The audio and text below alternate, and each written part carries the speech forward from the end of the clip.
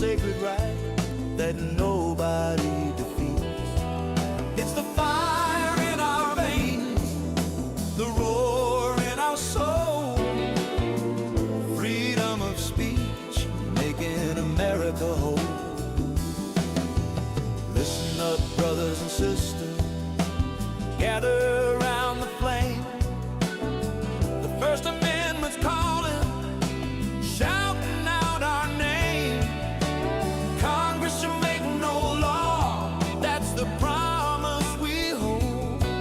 No chains on our words, no stories left untold. Religion free to worship, no state telling you how. Assemble in the streets, petition right here and now. Prayers running wild and fearless, speaking truth to the throne. And every single voice gets to stand on its own.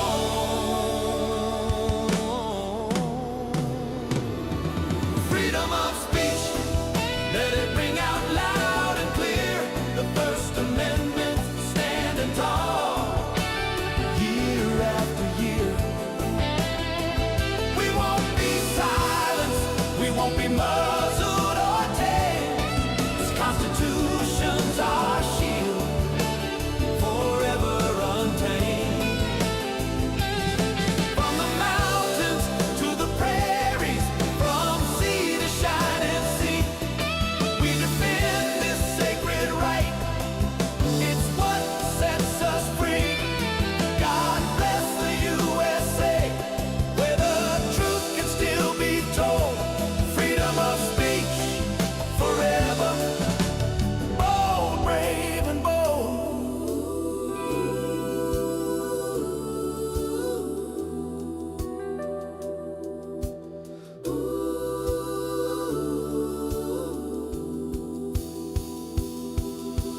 5 pillars standing strong, holding up the sky. Religion, speech, press, assembly, petition. That's why no government boot on our neck, no overreach in sight. The founders wrote it ironclad to keep the power right. They knew tyrants would come, try to twist and control. But these words in the parchment protect every soul. From the farmer in the field to the factory hand, your voice is your weapon across this blessed land.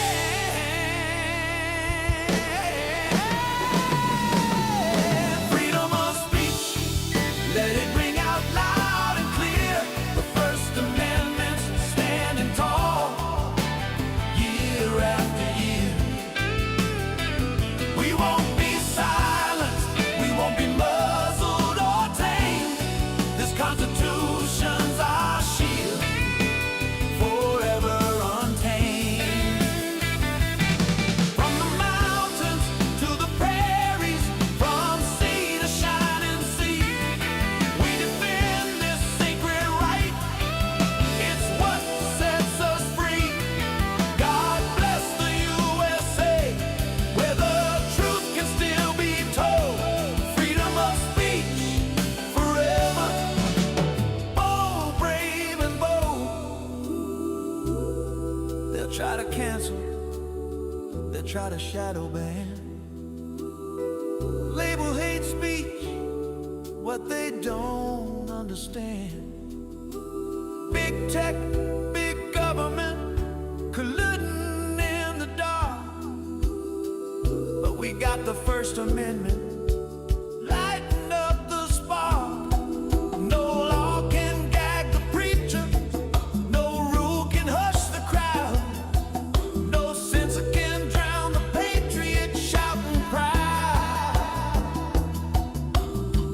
This ain't just paper, it's blood, sweat, and fight. The heartbeat of liberty, burning through the night.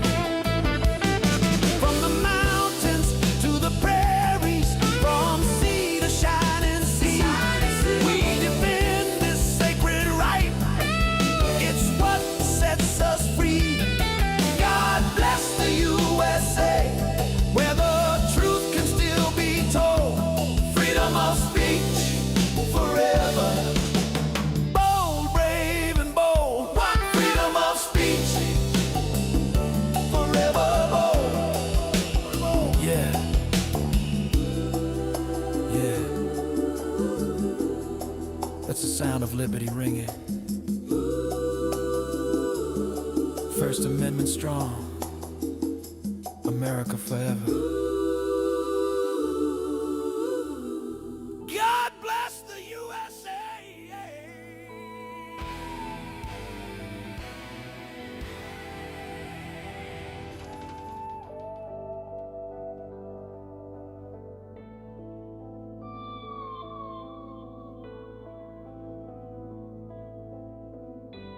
Hello everybody, it's the Sights and Sounds of Earth, right here on Starship Adventures.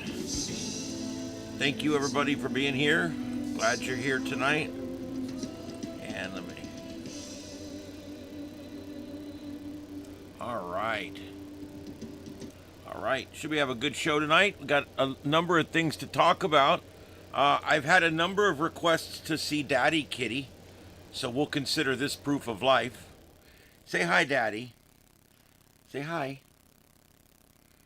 Yeah, he's a good one. He's my little stroke kitty. Yeah, he's a good one. He's 12, 13 years old. He's 10, 11, 12. We don't know the exact. It's at least 11 years old, I would say. He wandered up here with a broken leg, and we tried to catch him to go put him down. It was grossly broken. And he ran away because we were all trying to catch him, so he ran away. Showed back up 6 months later, not even limping. Cats heal, man. They heal like you wouldn't believe. So we end up back here, and we went and got him fixed, and he became the best little cat, and he loves kittens. He's always out here with the little kitten that we have out there now. Little kitten, he's growing up now, but he loves little kittens. He's always taken to the little kittens. So we have always had this thing where we just, his name is Goldie, but we call him Daddy Kitty because that's what he does so well, is take care of kitties. And he was starting to get some fleas, so I put a flea collar on him. He gets fleas before any of the other cats get fleas because of the really light fur and light and thin skin. He gets them bad, and I know when he starts getting them, I have to be ready because the others are going to be getting them too. So, but I got a collar on him. He's doing better. Anyway, so this is Daddy Kitty. For those of you who haven't seen him, Daddy Kitty had a stroke about 3 or 4 months ago. We didn't know if he was going to make it or not, but you know, I don't know. We couldn't hardly get him to stand that one day, and I thought I was going to have to put him down, and next thing you know, the next day he's walking all crooked, but he's walking, and he's pooping, and he's eating, and he's drinking, and so here he is. He's recovering, just like people, you know. He's getting the use of most of his stuff back, and he still walks all crooked and weird, and he eats on the side of his mouth and stuff, but the good news is he's alive, and he could have 2, 3, 4 more good years at this point. And he still loves his daddy. That's the big thing. Yeah, don't you? I know it, baby. I know it. He sleeps with me now. Always been mostly an outdoor cat. Since the stroke, he's moved into my room. And he will, when I go out of here, he will follow me and go right in there and lay down right next to me in bed. That's what he does. He sleeps there every night, don't you, Daddy?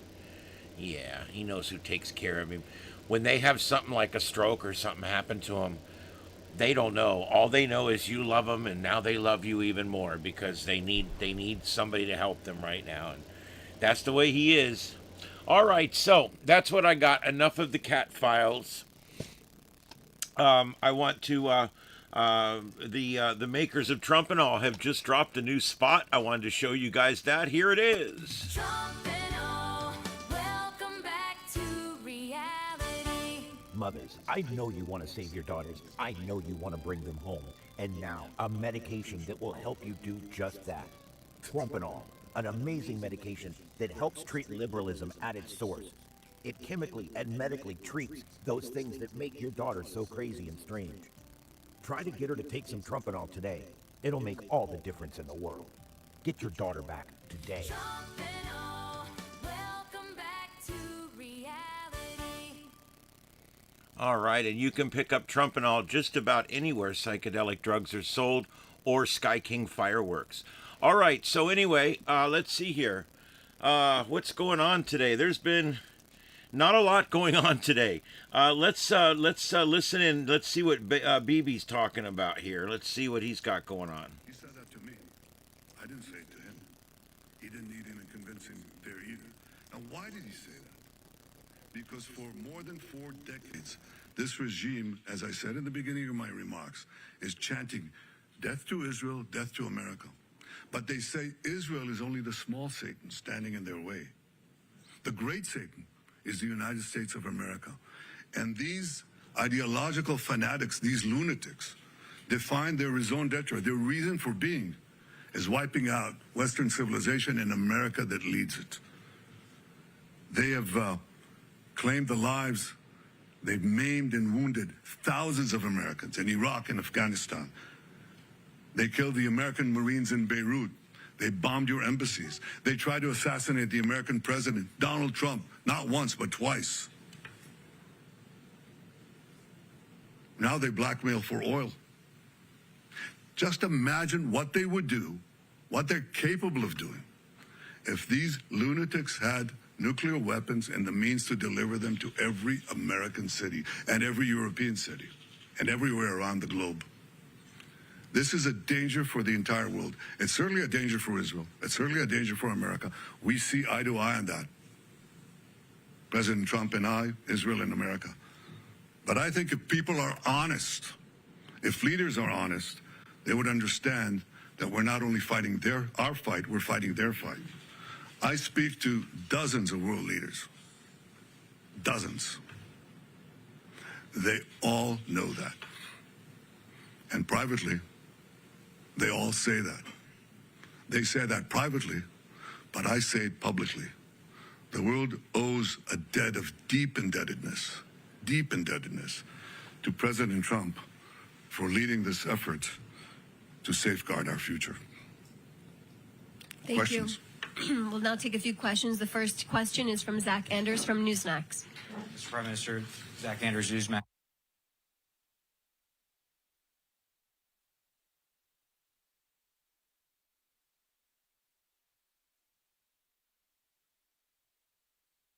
Okay, it looks like the audio got cut off there. I don't know what happened. It's still turned on, but there you go. All right, I was going to take a few of those questions there and see what was going on, but that's all right. So No I'll big just deal. turn my microphone on Oh, here there for it's a back. moment. Let's We take do this have for just a minute.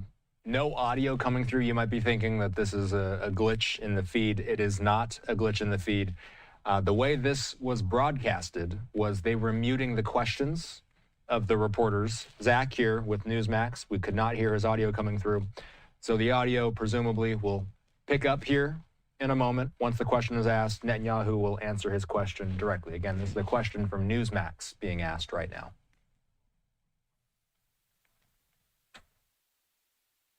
Want a transitional leader that will have a transition. You don't want to replace one Ayatollah with another. You don't want to replace Hitler with Himmler. So I think the question is, will the conditions be created for such a change? I think it's too early to say. And I think in the final account, as I said, it's up to the Iranian people to show that, to choose the moment and to rise to the moment. We can create the conditions, but they have to, they have to explode those conditions at a certain point. It is often said that you can't do revolutions from the air. That is true.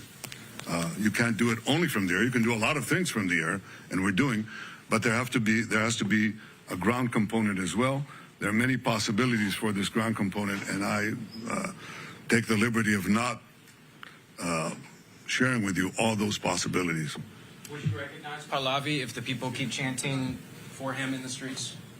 Well, I'm not going to say who specifically is going to be there, but I think he's been a force for good. He's been trying to get the people to unite for a transitional government, a democratic transitional government, or a moderate transitional government. I hope that it comes to being. I think it's too early to say. Next question from Richard Engel from NBC News. Good to see you again. Thank you. I don't believe this. They're cutting the audio of the reporters talking, and then they turn the mic back on so we can hear Netanyahu's response. I don't like that. I don't like that because the question is part of the context. I don't know who's. Well, I think we have concrete goals, how to do it, and that we want to, as I said, decimate the ballistic missile program, which we're doing, decimate the nuclear program, which we're doing. I think that those are goals that are achievable, but I'm not going to put a schedule or a stopwatch on it. I think we have goals that have to be achieved, and we're not counting the days. But I will say this canard that we drag the United States into it is not just a canard. It's ridiculous. It's just ridiculous. I mean, I think President Trump said it best, and I said it as well many times. There's always a danger in acting. But in conditions of existential threats, there's a much greater danger in not acting. What do you think would have happened if America did not act now? Just imagine what would have happened. In a few months' time, no more than a year, Khamenei, still alive, would have ordered the beginnings of the new nuclear program and the reconstructed ballistic missile program to move underground. Now, it'll take them a little time, maybe a few years, but you can't reach those programs. And they develop intercontinental ballistic missiles, okay? That means missiles that can hit Chicago and New York and Florida and Texas and California. Oh, but they don't have it yet. That's what people said. Right, let's wait. Well, just let them do it, Just wait and let them do it. You won't be able to do it. It's the last moment. No, it takes a little time. I mean, you had a few months to prevent them from doing it and to just decimate these industries and perhaps achieve this transitional government in Iran. So you sit back and you say, well, it's not going to happen in the next Thursday, so let's not act. I tell you that there's enormous risk in not acting, much greater risk than acting. And if you think that the oil markets are in trouble today, think of Iran with nuclear weapons and the means to deliver them. Then think of the blackmail that you would endure. I didn't exactly ask, however. Okay, we're going to go to the next question. No, I think I only fair enough. This is a serious subject. What is the question? There's one question for Yeah, go for ahead. Outlet. Go ahead. You don't have a lot of time. That's, I don't. This is a war. go ahead, ask. Of course, but you have There are, counties that might ask questions. there are oil fields around the world No, that they're are only burning. Gas prices are going up. The war is popular here in Israel. Is not popular with many Americans. My question was, how do you see this ending? Not why, not even when. What do you imagine the day after? Well, we have achievable goals, and I'm not going to speak about the full battle plans that we have with the United States. We're well coordinated with them. I will say this, that once we achieve our goals, then I have argued, I think, and Americans understand this very well, because we're real partners. I think that what has to be done is to have alternative routes. Instead of going through the choke points of the Hormuz Straits and the Bab el-Mandeb Straits, in order to have the flow of oil, just have oil pipelines, gas pipelines, going west through the Arabian Peninsula, right up to Israel, right up to our Mediterranean ports, and you've just done away with the choke points for forever. That is definitely possible. So I see that as a real change that will follow this war. But I also see this war ending a lot faster than people think. I think you have to, in war, you have to grit your teeth. Churchill said that democracies suffer from the slumber of democracies, as he called it. And they only wake up, he said, they may wake up only when they hear the gong, the jarring gong of danger, is the way he put it. Well, you're hearing the jarring gong of danger. The jarring gong of danger is Iran gets nuclear weapons and ballistic missiles. That's not a jarring gong. That is an apocalypse. Don't let it happen. And the function of leaders is to stand and tell people the truth, even when things are uncomfortable. That's what you have to do. And you don't always see the danger in time. But leaders are tasked with the task of seeing danger in time and acting on it. And I hope that in time, people will see the wisdom and the courage of President Trump's decision and his leadership and the fact that we're working together. America is not fighting for Israel. America is fighting with Israel for a common goal, to protect our future, to protect civilization against these barbarians. Netanyahu speaking earlier today. It's time for us here at Live Now to take a quick commercial break. On the other side, discussing more on the Middle East. All right, so there you go. That's the latest there from Bibi Netanyahu, talking about the war that is raging on, the end of a very long war that's been going on for a very long time. And I'm actually glad to see some action finally, and I think that the best thing we can do here is to just get it over with, because this was the eventual end anyway.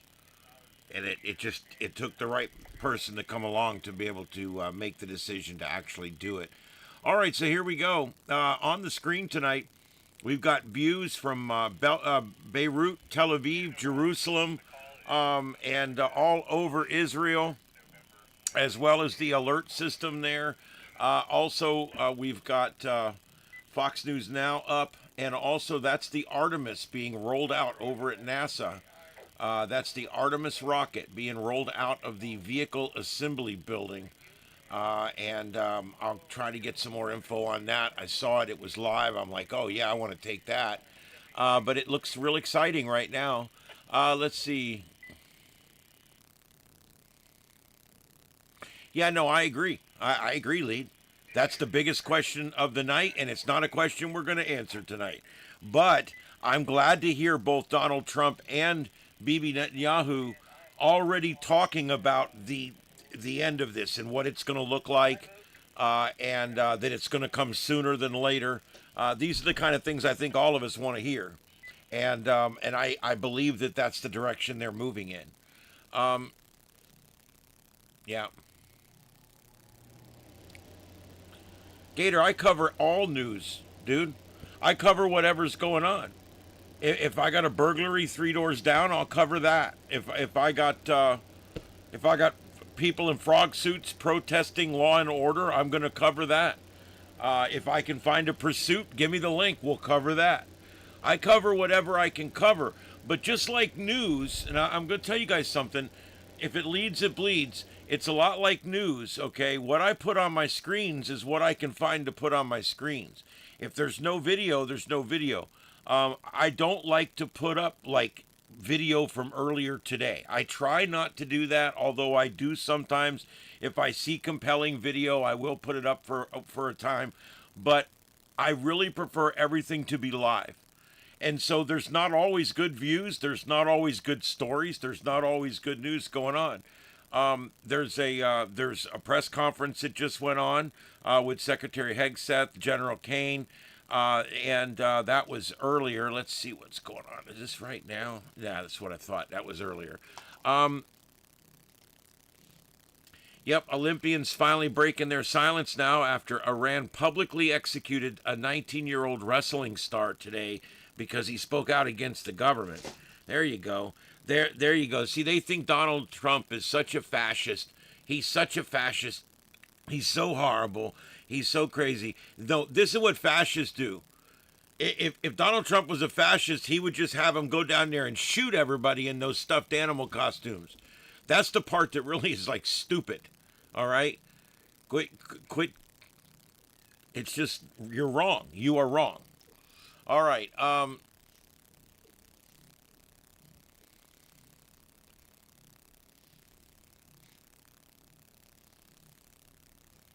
Well, I think, Lead, I think Santa Claus is probably looking at the last Ayatollah and looking at the current one, if he's still alive at this point.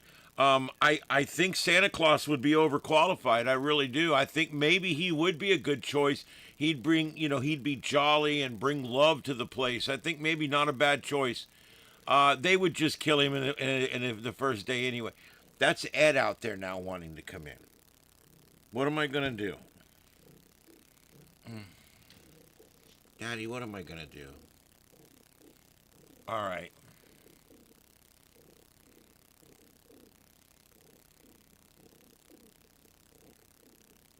You guys hear this purring? I'm surprised you can't hear it. All right. All right, so what else is going on?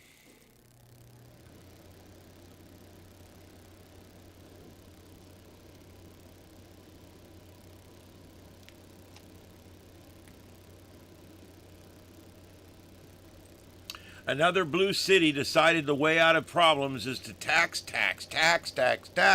Chicago City Council today passes a tourism tax hike on large downtown hotels. Chicago now a 20% additional tourism taxes for any of the downtown hotel rooms. Chicago City Council agreed to raise the tourism tax in an effort to grow traveler market programs. So they're going to charge the few people that are actually coming to their shithole. They're going to actually charge them more to come to the shithole so that they can then take that money and try to use it to sugarcoat things and try to convince other people to come spend their vacation in the shithole. So this is another one I don't understand. You know, Florida, we're down to one of these programs and we're trying to get rid of it now. Everybody knows where Florida is. There's a reason why people don't come to your place. You know, there's a reason why people don't come, because it's a horrible liberal city and everybody's constantly getting shot in the streets. Well, the plan is pretty simple, okay? They were developing nuclear weapons. That had to be stopped. They have been sponsoring terror for 47 years. That had to stop. And we're right at the cusp of them creating nuclear weapons. We tried 6 months ago to knock it out. They immediately went back and started doing it again.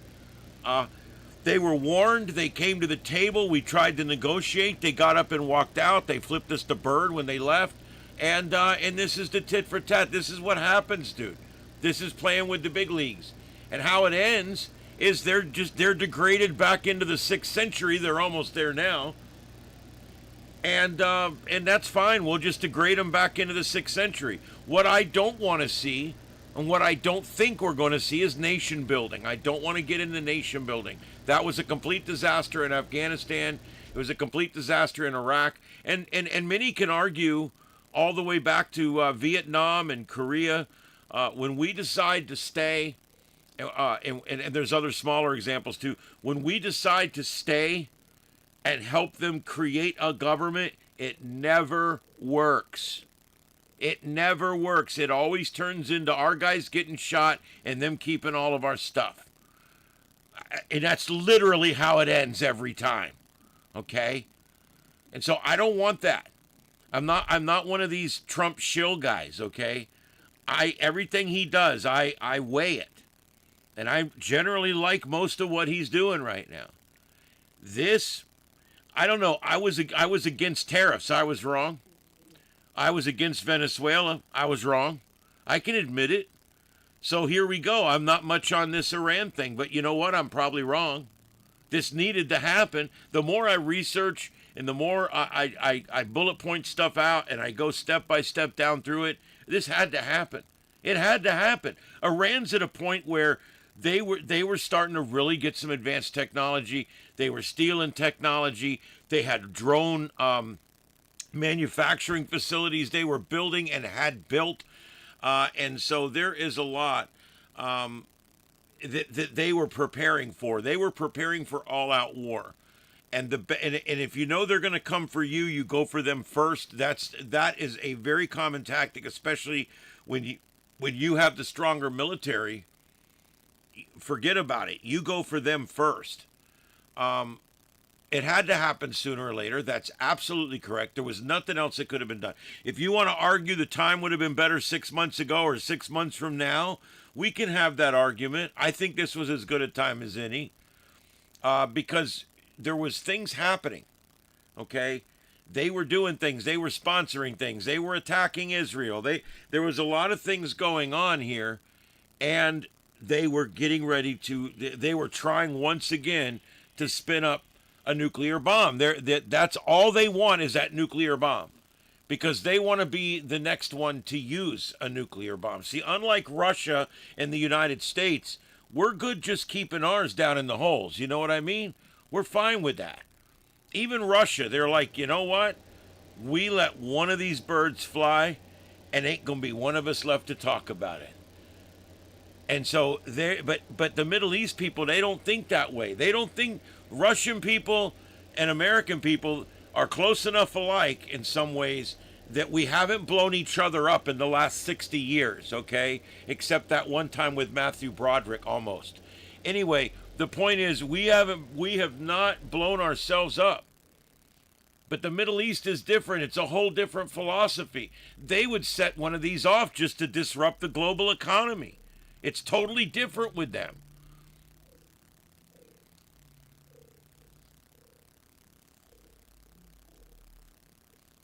I wish we had a little more of a team too, although we could handle it ourselves in our sleep.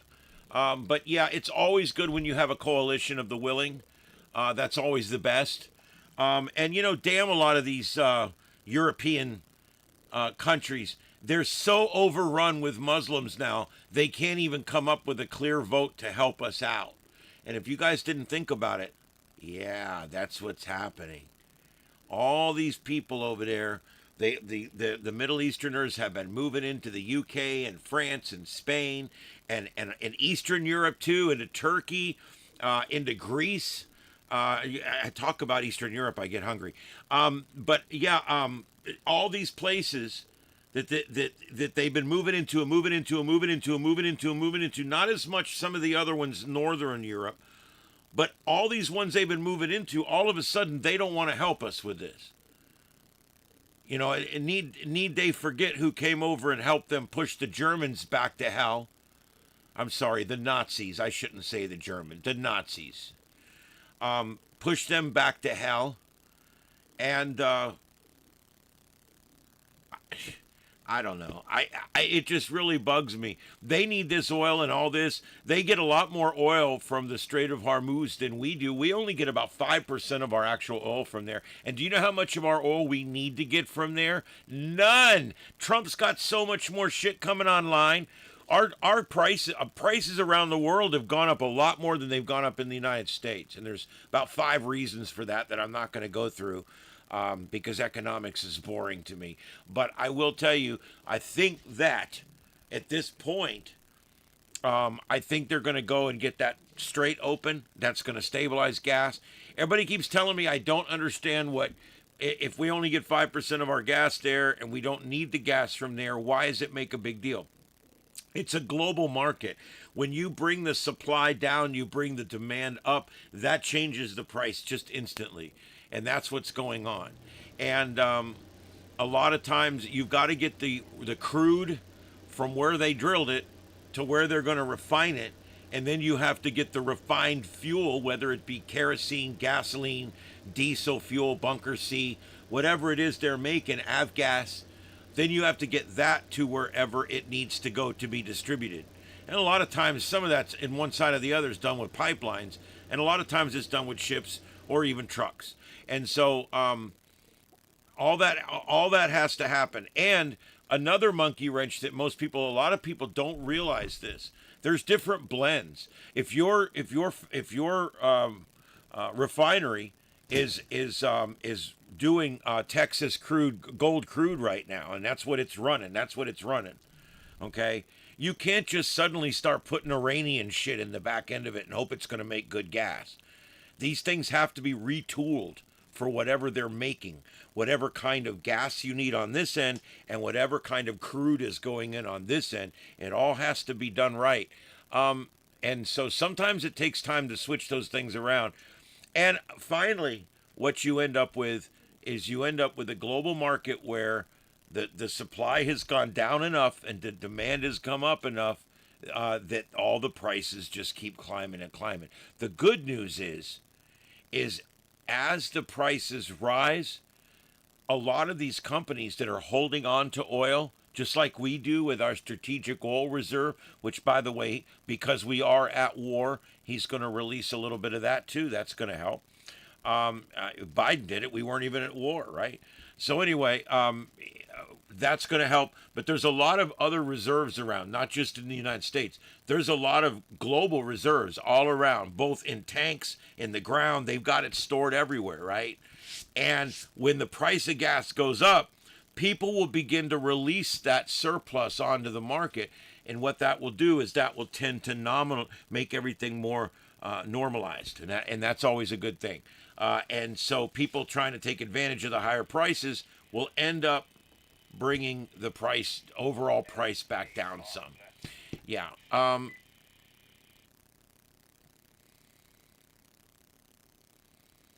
Yeah, it is. It's trading dreadfully high on the other side of the planet. But remember, just the other day it went up to 120 something and then back down to 73 in one day. It's not.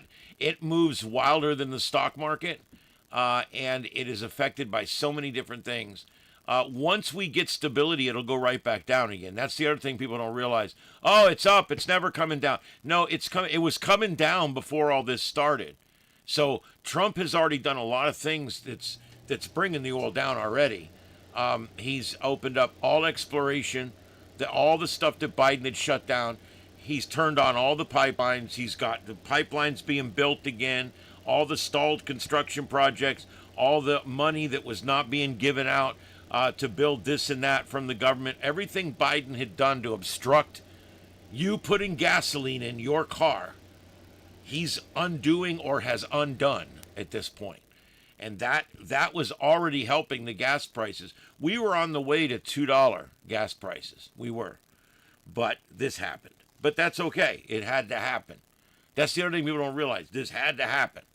Might as well happen now while we're on an upswing.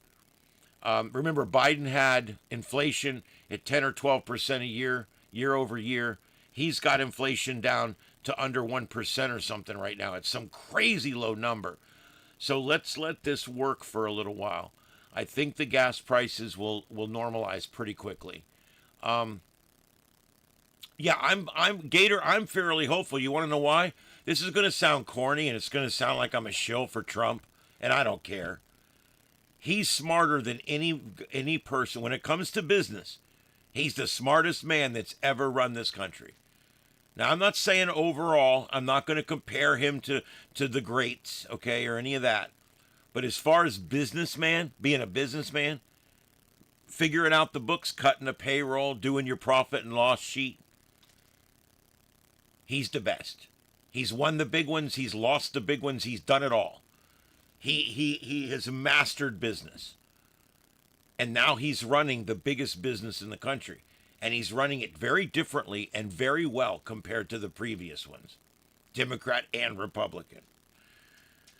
Even Ronald Reagan, who I think is probably one of the best presidents we've ever had, Trump has already surpassed him, way surpassed him on all the positive stuff he's been able to do, both from his first term and, of course, especially from the last year.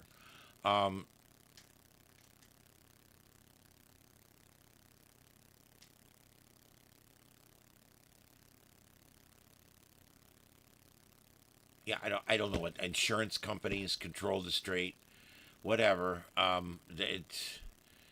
don't think anybody controls it right now. That's the problem. What they're doing is they're taking little boats and they're filling them with explosives and they're sending them towards the big boats.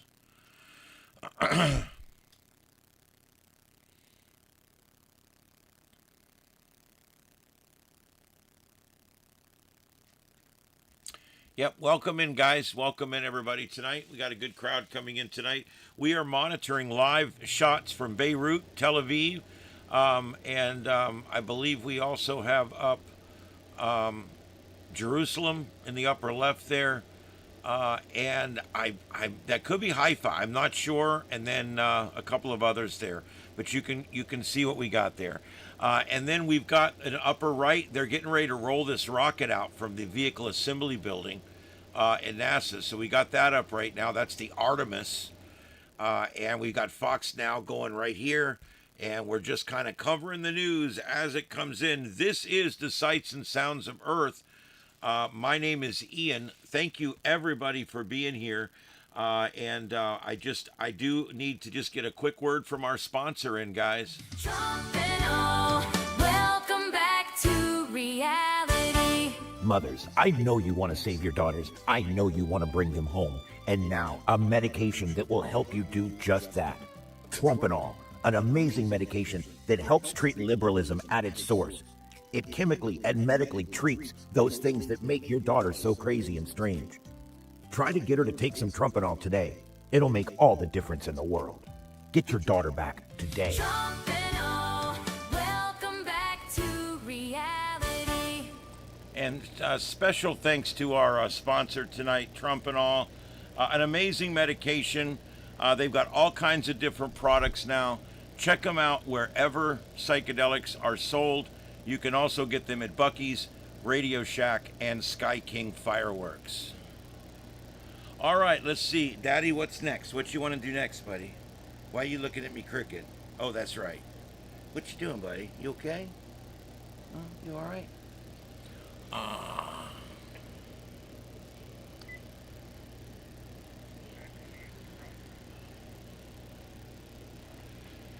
Yeah, I know, and that's what's driving that price up is all those tankers stuck there. I mean, anytime a tanker's not moving, it goes up by 1/10 of a cent.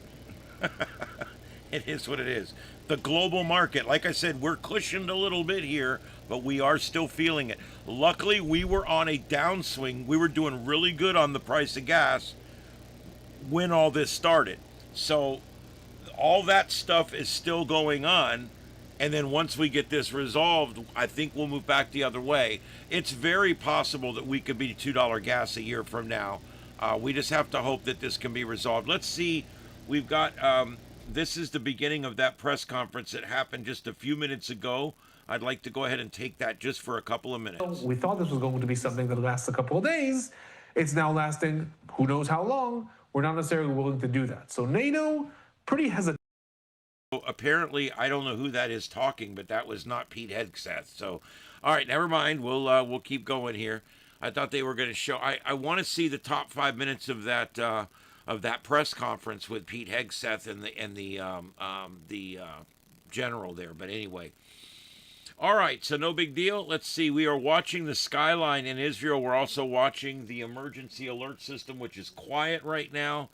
I've also got radar up, and I am watching radar across the country, and we do have that available here if we need to go to it. But the truth is, there's just really not a whole lot going on right now.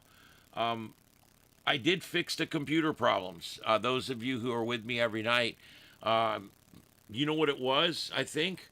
A lot of things on OBS, what I'm learning is even though they're turned off, they're still running in the background. And there's a box on every one of these that says discontinue when not in view.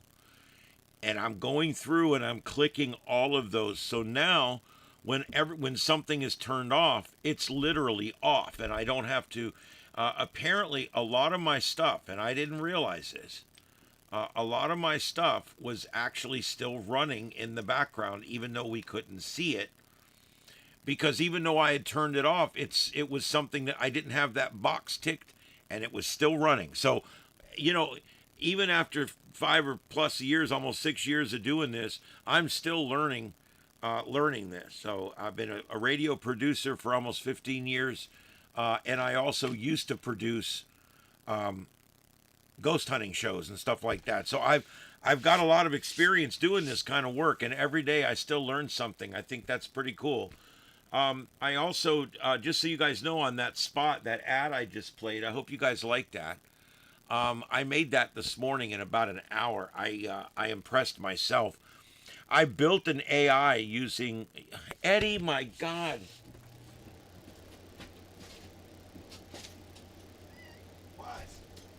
What? Is the big bad orange man coming after you? He's like, big bad orange man, what's that? Oh, no, here he is, the big bad orange man. What are you doing, buddy? Yeah. So anyway, once I went and created a new grid, I went ahead and refreshed my program, Then I reloaded everything. Then I created a new grid. I only moved things in that I needed. And I would go through and clicking that thing so that when it's off, it's off. And now it's running great. OBS was using 70 to 75% of my system resources. I've got it down now to about 15%. So now I can still be doing stuff here, watching stuff here, reading stuff here, and still be able to move things around. I used to do, if you guys remember, I've done as many as 12 browsers before. And when it was giving me a fit with 3 or 4, so I knew something was wrong. But I got it figured out.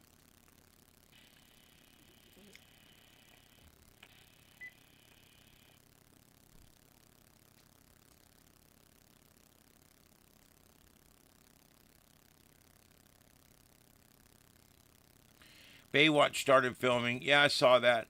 I was never really much on Baywatch. It's not one of my kind of shows, but it was very popular, especially for the women who loved David Hasselhoff. I don't know what was so attractive about that hairy guy, but whatever. He's something. I always thought he was cool on Knight Rider. I used to watch Knight Rider. That was the show I watched. But no, he was good. The show was good. All the boobs running around the beach was good. I just, it might be a woke show. That's what I'm worried about. Every show that comes out, Magnum PI came back out. Higgins is a girl now. I mean, I don't know. Do we have to do this with every show? And that's kind of where we're at now. We're literally doing this now with every show. Okay, what we're going to do is we're going to take Ghostbusters, and it's going to be all women. Then the next month, we're going to take Ghostbusters, and it's going to be all kids. And then we're going to take Ghostbusters, and it's going to be a family. And then we're going to take Ghostbusters, and it's going to be all lesbians. It's like, oh my God, dude, can we just, I mean, anything but white men. As long as there's no white men in it, we're good.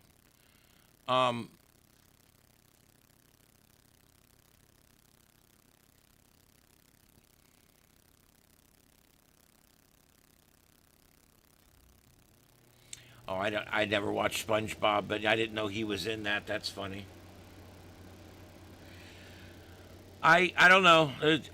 I have no faith at all in remakes. The last remake, and I'm going to be honest with you, this is my opinion. Now, remember, I'm a sci-fi guy. I don't watch 90210 type shows. That's why I hate this new Starship Academy. But truthfully, you know, I don't look at all these shows. The last remake, and you guys correct me if I'm wrong, the last remake movie or television show that was as good or better than the original was Battlestar Galactica. Sci-Fi Channel. They did a Battlestar Galactica with Edward James Olmos, who is one of my favorite actors.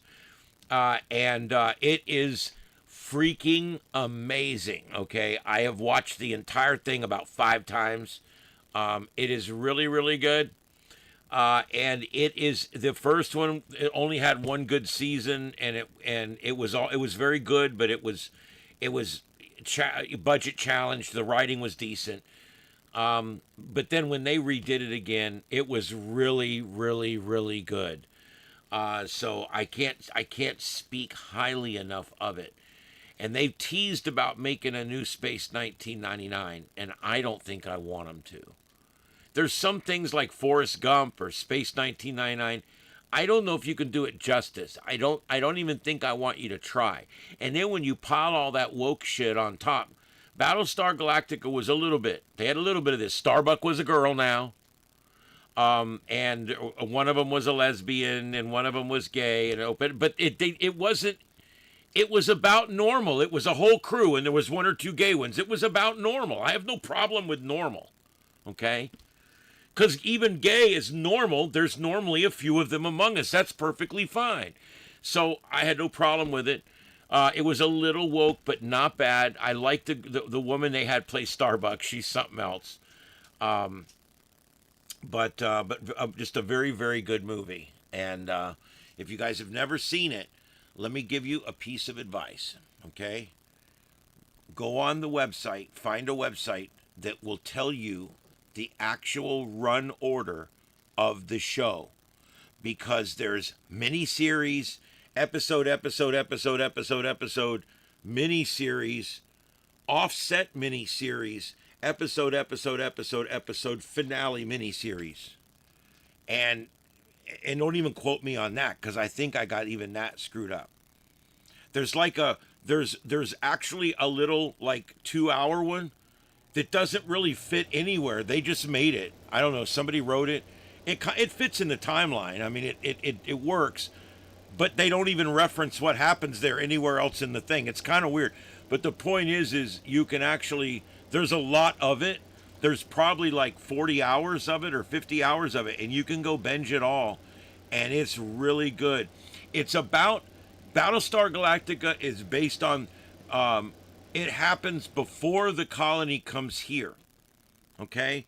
And the original planet was dying or something, and they sent out 13 colonies to go out into the space and find a new home. And each colony found a planet. Well, 12 of them ended up pretty close. And before long, they were able to create more faster than light travel, and they were all traveling, and there's 12 colonies, and they're all one big thing. But the 13th colony went off on their own and were the 13th colony. That's the whole idea. This is kind of like Star Wars. It happens a long time ago on the other side of this galaxy. So it's kind of neat. I don't know how else to say it. And what are they looking for? Well, after the Cylons destroy all but one Battlestar, and they destroy everything except this ragtag fleet that they've got, they set out on a quest for Earth. And that's what they try to find through the whole show. They're looking for us. And, of course, you don't know where they're at in the timeline or what they're going to find if they find us. And that's all part of the mystery. And what a great show. If you're not an Edward James Olmos fan, you will be when you get done watching this. I think it's his best work. V. I loved V. Now, V, 2-part miniseries, excellent. Stupid little show that got canceled halfway through in the middle. Don't watch it. Miniseries at the end, V, the final battle. So all you have to do with V, if you want to watch the whole thing, make sure you have V, the miniseries, and V, the final battle. And watch those like this. And it'll be the perfect binge. It'll be the absolute perfect binge.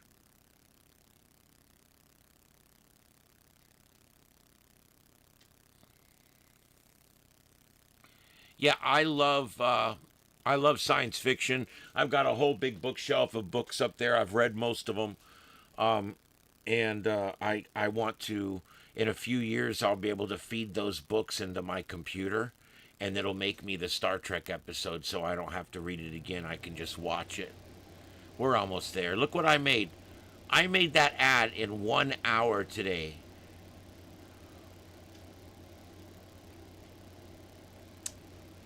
I'd show you how I did it, but I don't think you guys would really be interested.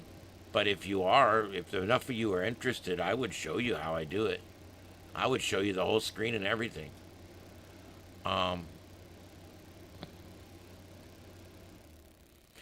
Yeah, so if you're a sci-fi fan and you have not watched the new Battlestar Galactica, which is now 20 years old, but anyway, if you have not watched that Battlestar Galactica, okay, that's your homework assignment. That is an amazing show. If you don't have quite that much time, maybe start with V. V is 2 miniseries. I think it's a total of about 8 hours. If you watch those 2 miniseries back to back, it's about 8 hours, 7 or 8 hours of TV once the commercials aren't in there. Worth every minute of it. I love the Beastmaster guy that plays in it. He's the star. I like the woman they got playing in it. She's pretty cool. It's a really good. It's a really good miniseries. It's called V, the miniseries, and then V, the final battle. It starts with them with a guy out doing a news story in the desert with his photographer, and they see The mothership's coming in. It's very similar to the beginning of Independence Day. Now, they made a remake of V. And I'm not going to tell you it's bad. I'm not going to sit here and plug it as being great either. It kept my interest just long enough, and when it was over, I can't remember how it ended, which tells me I didn't really like it that much. So I recommend the old V from the 80s is better than the newer one. That's another one where the remake was not near as good. It was good, but it was not as good. You can make it beautiful with CG, but the writing has to be good. The acting has to be good. The directing has to be good. If all that is good, then I'm in. But so often what you end up with is something that looks beautiful. It sounds beautiful. But it's written piss poor. And a lot of sci-fi is that way. Space 1999, back in 1974, had the same problem. Great show. Great actors. Barbara Bain and Martin Landau, two great actors at the time. And a great studio, Pinewood Studios in England. They had a great setup. They had the best sets I've ever seen. In some ways, their sets were better than the Star Trek sets. They were just amazing. And such an expansive set. They had sets on wheels. They learned this from Star Trek, by the way. They put all their sets on wheels. And so what they did was, if they needed a rec room, they would just wheel in all the walls for the rec room. They would lay down these stripe things they got on the floor. Then they would hang up the stuff for that room. They would put the certain color light behind the corner because it was that section of the space station. And next thing you know, wow, okay, we're way over on the other side of the space station. They got that from Star Trek. Star Trek had a full set, the Desilu set, which, by the way, there's 2 recreations of that you can see. And the Desilu set had the bridge, and then it had the whole rest of the ship all connected. And it was Kirk's quarters, sick bay, transporter room, the engineering section, the auxiliary control room, the Jeffries tube, the brig. All that was in order down the thing, okay? And it was all around that curved hallway, remember?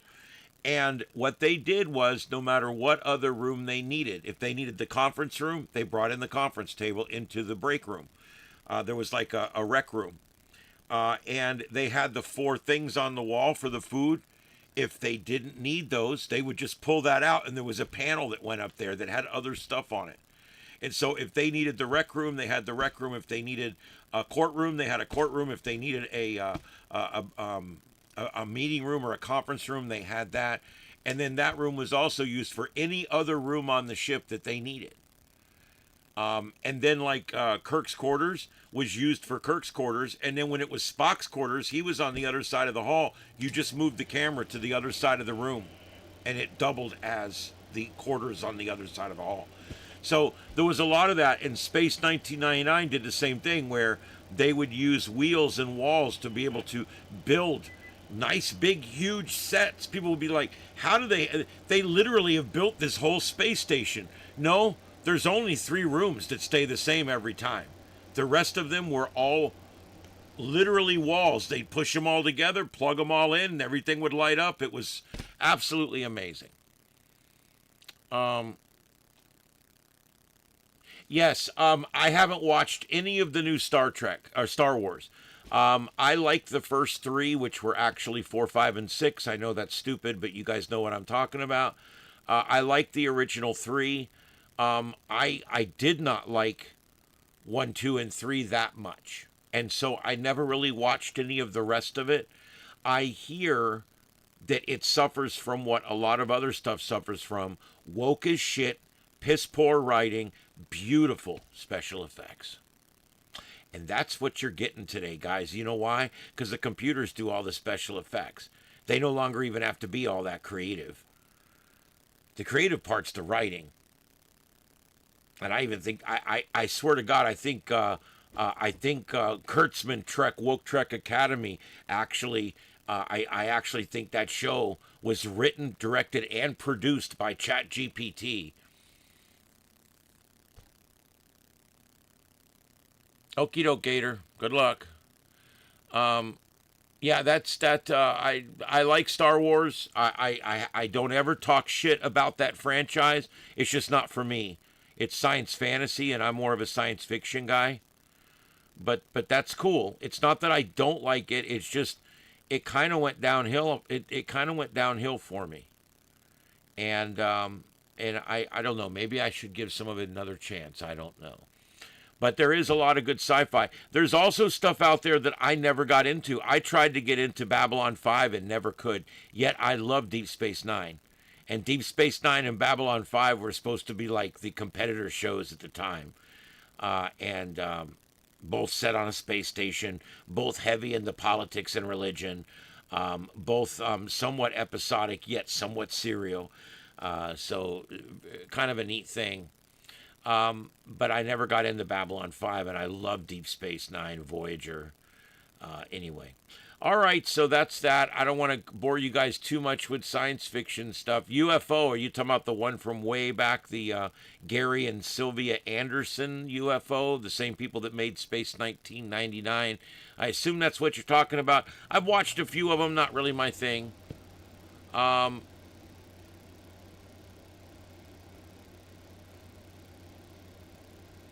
Yeah. Yeah, and Caitlin, that's always something. Is it Kaltenberg? I'm sorry, I can't really read it. Anyway, the point is, there is a lot of intellectual property out there. I just think that the writing is always the problem with sci-fi. It used to be you could have really cheesy graphics, and you could have really, the rocket goes by and the flame goes up when it comes out, stuff like that. But as long as the graphics were halfway decent and the writing was good, it was good sci-fi. And even to this day, I don't need cinematic battle scenes with the TIE fighter flying down in the trench and the whole bit. I don't necessarily need that for good TV. I'm a Star Trek guy. I prefer the cerebral. I prefer the heady, thick, techie, let's think our way out of this one type of stuff, I kind of like Star Trek and MacGyver put together, My favorite episodes were the ones where something happened and they were stuck on the ship trying to save themselves on the ship. Those were always my favorite episodes. Some of my favorite episodes of the original series was, of course, the Doomsday Machine, the best episode ever made. All a bottle episode, all shot on the existing sets. Also, the Immunity Syndrome, all shot on existing sets. The Tholian's Web, all shot on existing sets. These were all bottle episodes that were just some of the best because it was good writing and they stayed on the ship the whole time, which I preferred the episodes where they stayed up on the ship. I don't know why, I just really did.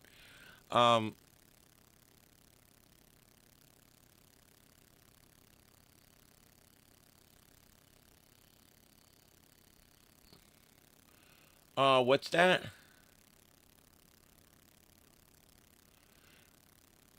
Are you talking about your show, Dispatch? If you have a channel or a show, you are welcome to plug it.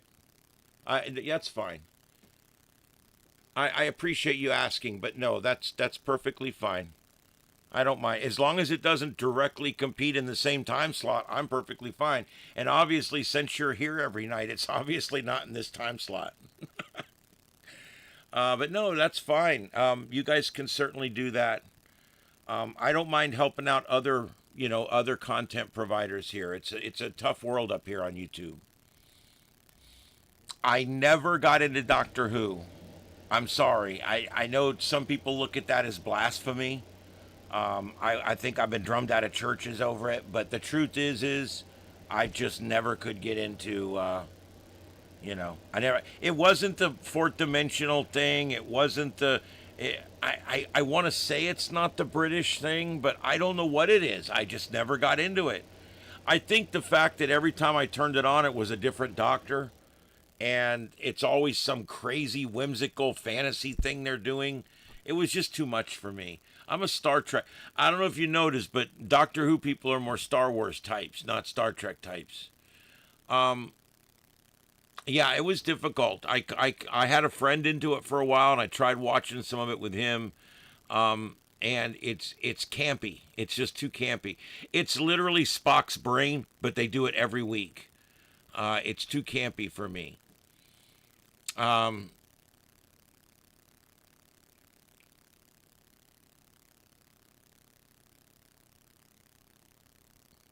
Yeah, it just put. Yeah, if you guys are my regulars and you have your own show on a different time, feel free to put it in there. The Blue Texan, welcome in. Oh Christ, here we go. Right off the deep end. Right off the deep end. Right in, right off the deep end. I can't believe it. So this is for you. Trump and all, welcome back to reality. Mothers, I know you want to save your daughters. I know you want to bring them home. And now, a medication that will help you do just that. Trumpanol, an amazing medication that helps treat liberalism at its source. It chemically and medically treats those things that make your daughter so crazy and strange. Try to get her to take some Trumpanol today. It'll make all the difference in the world. Get your daughter back today. Trump and all, welcome back to reality. And you know, the truth is, you don't have to be crazy anymore. There's help out there, and that's important. Hi, Dad. What you doing? Big orange kitty? Oh, man.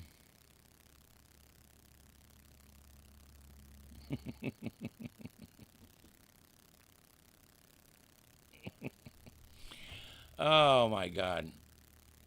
Yeah, campy. It's campy, all right. Campy is just almost as bad as corny, but not quite.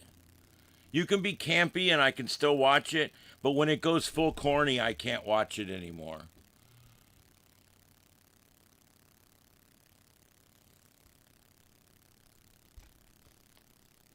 I'm making a whole bunch of these commercials. I'm making a whole line of stuff. I'm coming out with a whole line of merch of Trumpanol.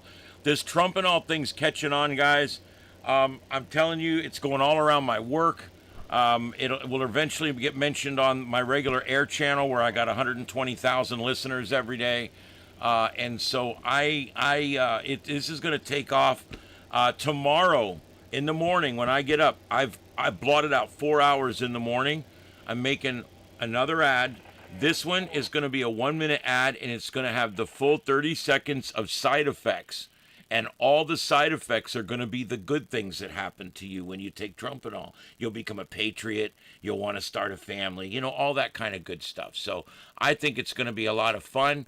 I'm going to make that, and I'm going to be putting that up everywhere. People are starting to really respond to this because for the first time, I think people are actually starting to see this crazy liberalism for what it is, crazy liberalism. There's only one team that always roots for the bad guy. Who is it? It's the left. Yeah, they root for the drug pin dictator king from Venezuela. They love him. They went out and protested. They protested to get him out of jail. Get him out of jail. It's not his fault he's a king and a drug dealer. Get him out of jail. Bleeding heart. Yeah. And then every time there's a bad guy. Every time there's a bad guy. They love Hamas. Queers for Hamas. Those Hamas people would kill the queers if they went over there. I got news for you. They'd fire them right off a rooftop. All right? I mean, that's how stupid these people are. They don't even realize what they're doing. They're always rooting for the bad guy. Now they like the Ayatollah. Oh, they killed the Ayatollah. They killed the Ayatollah. He was a good guy. He was a grandpa, you know. He was a good guy. He's done lots of good Trumpanol. Take some freaking Trumpanol. Yeah. They love the bad guy. They always love the bad guy. They let thousands and thousands and thousands of felons and rapists and murderers out of prison when Joe Biden left office. They love the bad guy. They're the people that love the bad guy, okay? That's why when I say it's not right and left anymore, it's right and wrong, okay? You're either right or you're wrong. And I no longer believe in meeting them in the middle because halfway down the road to hell is halfway to hell. All right? And so I'm not meeting anybody in the middle no more. I'm fighting this one from the high ground. We've got the moral high ground. We've got the intelligent high ground. We've got the political high ground. And I think we've got the high ground in the eyes of God. And I think that's really what matters. So I'm going to keep fighting the good fight on this one, because I believe that people need to understand it's not left and right. It's right and wrong. There's one team that always stands for the good guy. There's one team that always wears the white hat. And it's not the left. They're always for the bad guy. Hillary Clinton has servers in her bathroom keeping all this information. Look at how many times she's been caught frauding this and depriving that. She's nuts. She never gets prosecuted. Nothing ever happens to people on the left. They found that bozo with gold bars all in the pockets of his suits in his wardrobe, for Christ's sake. And the left is just corrupt. They're constant corrupt. No matter where you go in the left, you will find corruption. Look at Minnesota. You know what's funny? In Florida and Texas, we don't have Leering centers down here. We don't have this problem down here. But guess what? They're going to find it in California. They're going to find it in Portland, in Oregon. They're going to find it in Washington State. They're going to find it in Illinois. They're going to find it in New York and New Jersey. They're going to find it in all of these blue states. Trump's got 3 more years to find it in all of these blue states, and he's going to. Minnesota is just a start. Nick Shirley's out there. He's in California right now. He's making enough money on his channel that he just stays out all the time. He's active all the time. And he's finding this fraud. And it's always the left. It always goes on in blue cities, in blue counties, in blue states. That's where it happens. And it generally starts under a blue president. And then it keeps going. Like the tens or hundreds of billions of dollars that we already know about in Somali fraud in Indianapolis and in that whole state. In Minneapolis. I said Indianapolis. Minneapolis and in the state of Minnesota. And so basically what it is you've got a situation again where you've got this huge fraud that's going on. Why is it going on there? Why is it not going on in Florida or Georgia?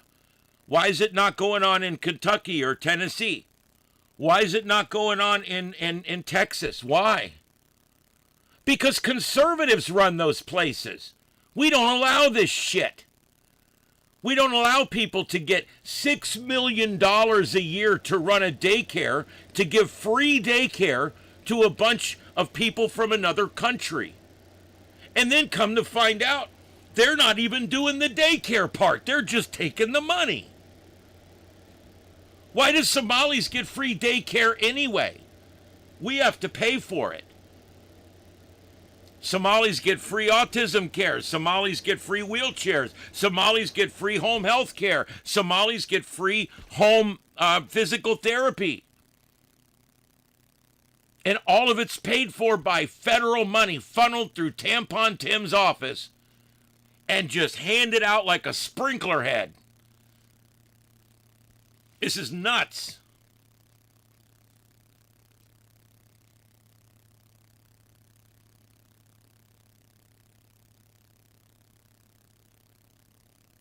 New York City has made a lot of bad decisions.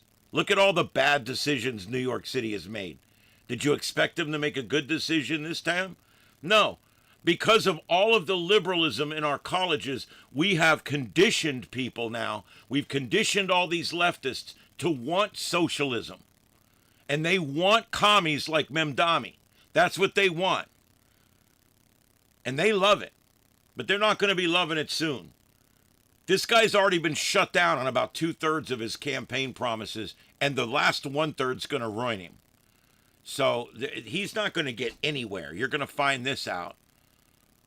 This is just like Dearborn, Michigan, where they're changing the police patch written in Arabic now. That's right, or Farsi, or whatever it is they're writing in. Yeah, I mean, let me tell you something. That's crazy.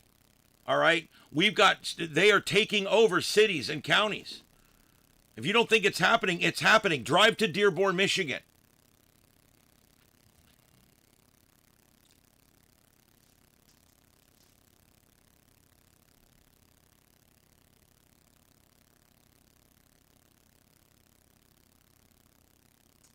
Washington State, I think they're going to find a bunch of it there as well. And I'll tell you, there's a lot of other places. There's a lot of states in this union that are blue, and every state that's blue is racked with corruption. It's amazing.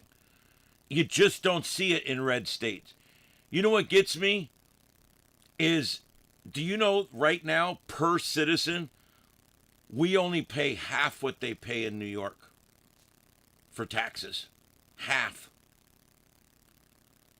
And we actually have more people here than they've got up there. It's crazy. It's absolutely nuts. And then all you find in these liberal nexuses, or nexi, I don't know which that would be, all you find in these liberal nexuses is fraud. It's ripe with fraud. State fraud, federal fraud, welfare fraud, daycare fraud, healthcare fraud. It's ridiculous.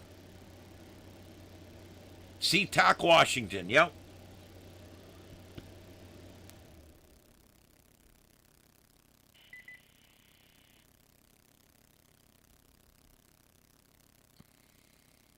Yes, just Kathy Hochul yesterday, I think, begging people to come back. Let me tell you, they're not going to come back. And I'll tell you, the biggest thing that's happened when it comes to getting people to move, the biggest thing that's happened in the last year, getting people to move, is Gavin Douche Newsom actually, he's pushing through legislation. It looks like it's going to pass. And they're going to charge all their billionaires 5%. And everybody's leaving. The guy that started Uber's taking the whole company. They're moving out. What was the other one?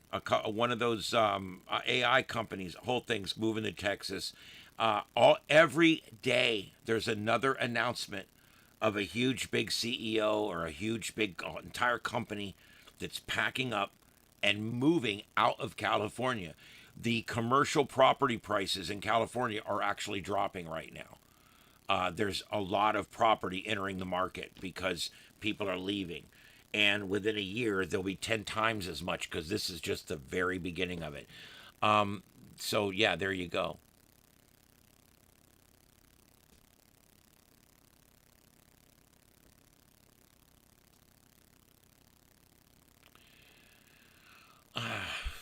Lead, I don't, as much as I'm not a big FBI fan, they are stretched about as thin as that agency has ever been stretched. They're hiring as quick as they can hire, and I don't know what else you want them to do. Not all of this falls under FBI anyway. There's going to be a lot of different agencies involved. I agree with you. I'm never happy with the amount of secrecy there is because there's always way too much, and I'm never happy at the pace and speed that they operate. So I'm not disagreeing with you, but I'm just saying the other side of the coin, the other side of this is they're stretched very thin right now with everything going on.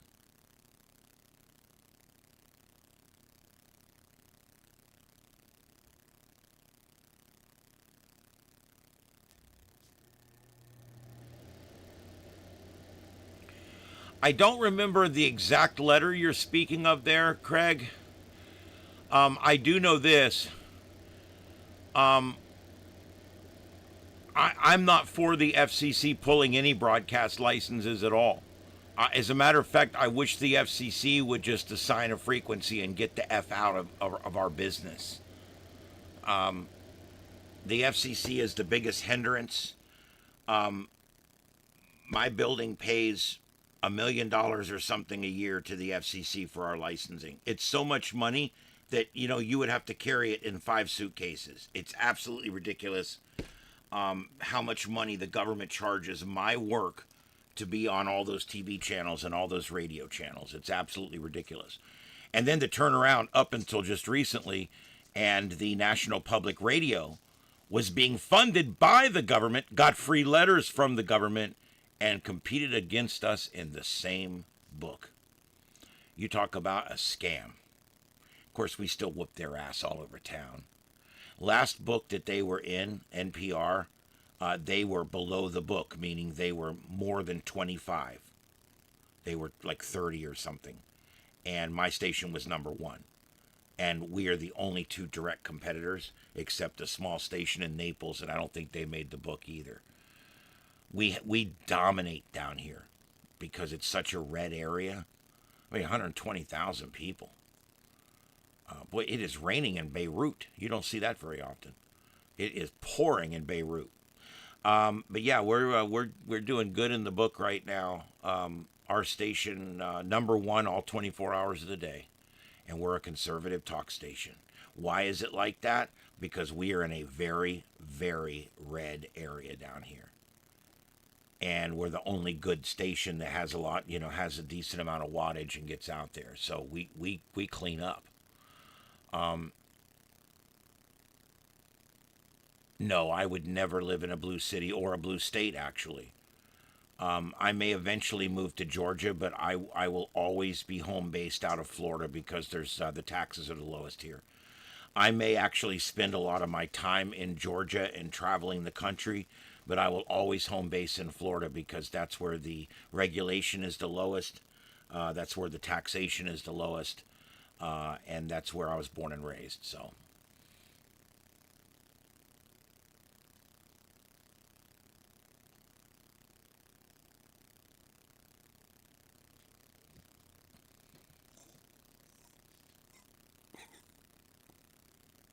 You okay?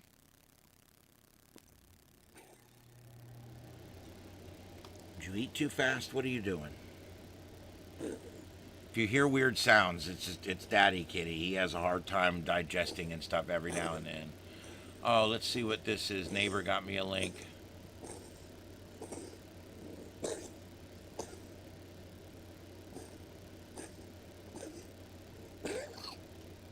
Daddy, are you all right? Here, I need you to come over here. I can't have you puke on my table while I'm on the air. I just can't do that. It's not good. And this goddamn camera's following me all over the place again. God, I hate these cameras. I am so pissed at these cameras. You have no idea. I'm gonna go on and put a shitty review up for him. There, it's set on preset 1, which is not set right anymore, but should be right about there. And then set that preset 1, and then close the program. That should lock it in position now. All right. Portland is a great city. Yeah, I guess. If you don't live anywhere near the ICE detention facility, where they have a... no, it's not a hairball. The cat had a recent stroke, and it has a hard time when it eats and stuff digesting a little bit. He's okay. Matter of fact, he's already sitting here. He's just fine, like nothing happened.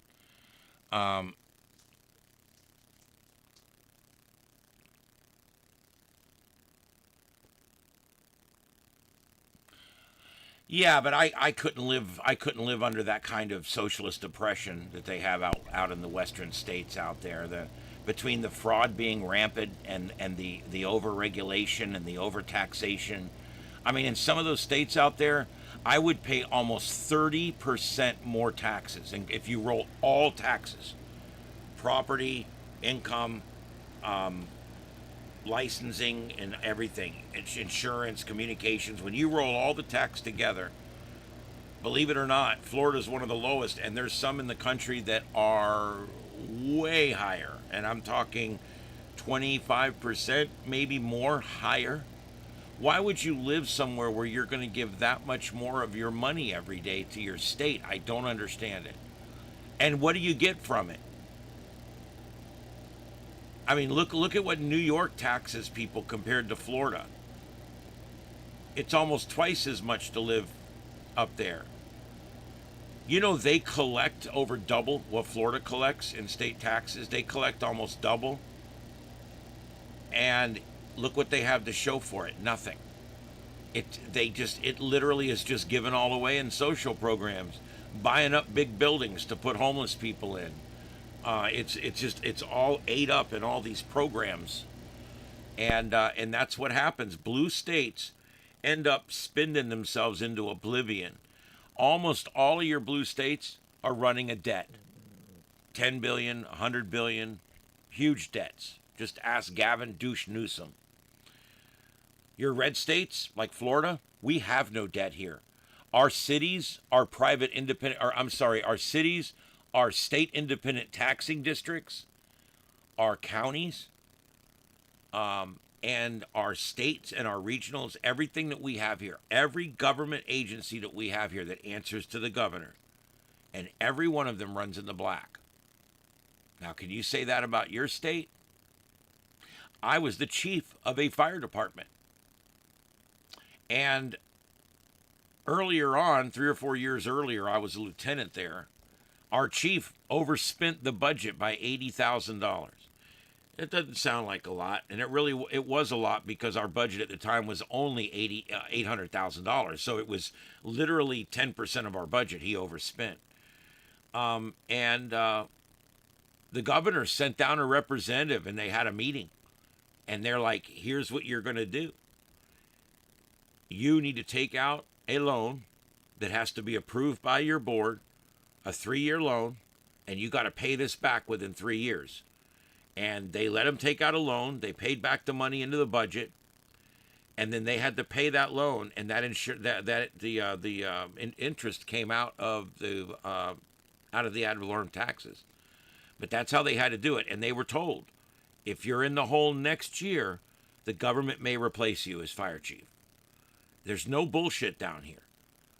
They literally sent somebody down from the governor's office to knock on our door. And that's the kind of accountability that they need in these blue states. But they don't. Every department in these blue states, they're running over budget. The state's running over budget. The counties are running over budget. The police departments are running over budget. The sheriff's departments are running over budget. In Florida, that's literally prohibited by law. You can't do it. Now, if you're a small department and you got to buy a big station, there is a process to borrow money.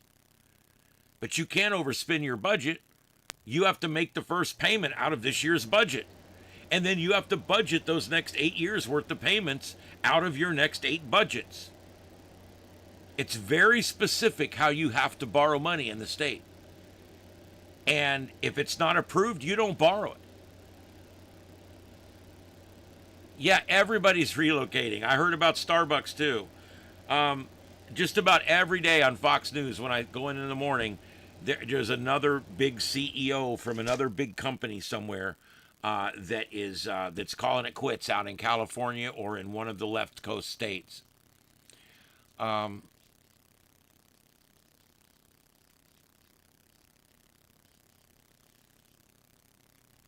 Yeah, well, the Fed is a big mess too, to be honest with you. The Fed is not going to do what it should do because it hates Trump. See, that this Trump derangement syndrome is everywhere, and it affects everything. So,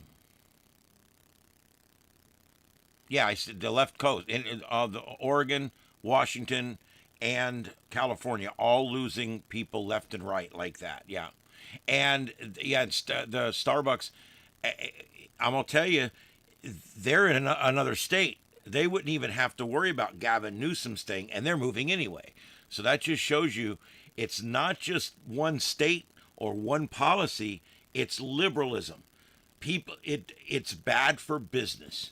Liberalism is bad for business. You can take that to the bank. As always, liberalism is bad for business, okay? Businesses don't thrive in liberalism. Businesses thrive in conservative areas. They thrive where the government has less influence and where people have more freedom to build businesses and things like that. And so that's where we're at with all this. And so that brings me back to the fact that it's not right and left, it's right and wrong. And so no matter what you're doing, if, man, this hair is everywhere in here. I blame you. Are you shedding or something? It's like all over me. Why would anyone go to a liberal state and start a business? That's a very good question, because you're immediately going to be overregulated. Even just trying to build your building, you're going to be overregulated. Trying to hire your people. The first thing your people are going to do is start a union, and that's going to screw everything up. Come down here where it's a right to work state. Down here, if you work there and you work hard, they pay you well. If you go there and you don't do well, they fire your ass. All right? We don't have all that union bullshit down here. This is a right to work state. If you strike, and this is what normally happens in Florida, when they strike, the boss will walk out there and he'll go, "You're all fired. Come get your shit and clean out your lockers." Because you can't put up with that shit. The moment you put up with people striking at your business, they're going to strike again next year. They're going to strike again next year. Ronald Reagan did it right. He walked out there and said, "Who's going to go work as an air traffic controller? If you don't go back in there, I'm going to fire you." And half of them walked back in, and the other half of them, he said, "Okay, you're all fired. Bye." And he hired a bunch of other people. They went to training a bunch of people. It was hard for a while. But guess what? They haven't pulled that bullshit again. You cannot allow people to think that whenever they feel like something's not right or whatever, that they can withhold their services. You can't do that. If I strike at my work, if we walked out there today and held signs up in front of my work and said, "We're not going on the radio today because we want more money or we want better benefits or whatever," I wouldn't have a job. My boss would literally let me go right there on the spot. He'd come out and say, "Okay, let me get their names because they're all fired." And that's the way it should be. You work there. You work at the pleasure of the man. Or if you work at a city or a county, you work at the pleasure of the board or the pleasure of the mayor. Or if it's a private business, you work at the pleasure of the CEO. You work at the pleasure of the business owner. And if you're not, if you're saying things he doesn't want you to say, or you're not dressing the way he wants you to dress, or you're not bathing and you stink like shit, he's going to fire you. That's the way it needs to be. And that's why all these states that have big unions, they got all these big unions, okay? Oh, the unions, they're going to strike again this year. They're going to strike again next year. All these states, they're all failing. They're all useless, failing states that used to once be huge, proud states that made lots of money. Do you know why all the work went overseas to build cars? Do you think it's cheaper to build cars overseas and ship them over here? Well, yeah, it is, because the labor unions had the labor up at $90 an hour. When you get labor up that high, it suddenly becomes economical to have people in China put your car together. Take the parts from Japan, ship them to China, have China people put them together, and then ship it over here. That's the logical thing, if that's what works out with the money. The unions are what sent all the work away. Trump's bringing it back with tariffs. The tariffs are working. The economy's improving.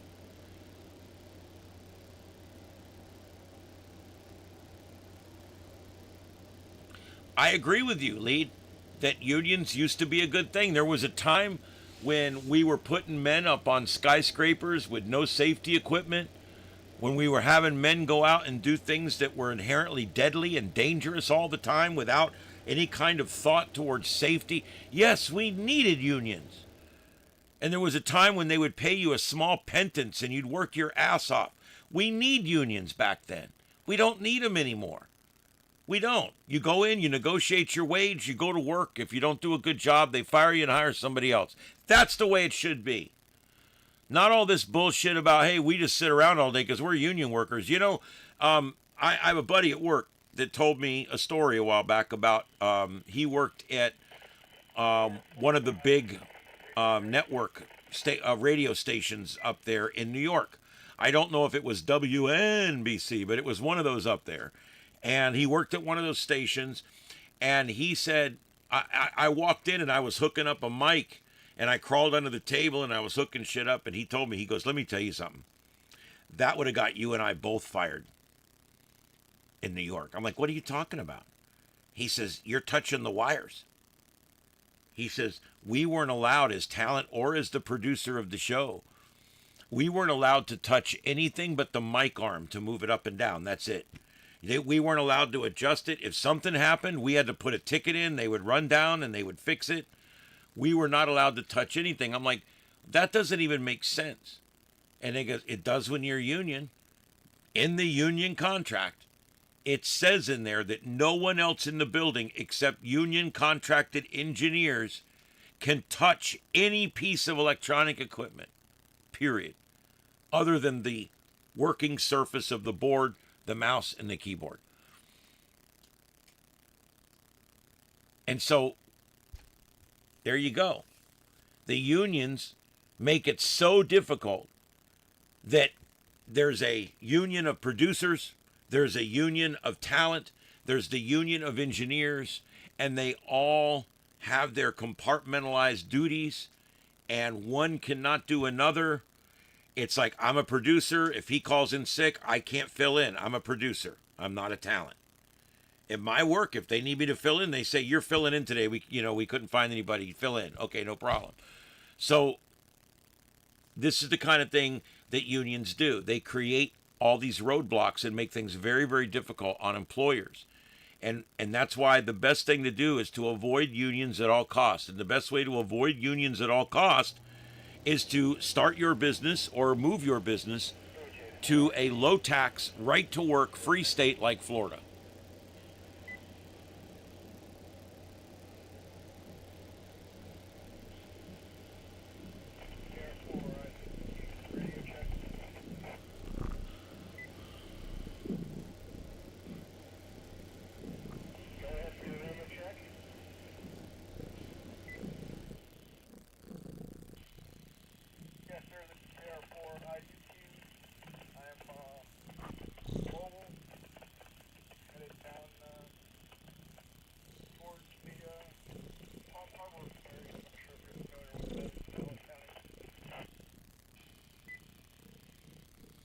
There you go, dispatch.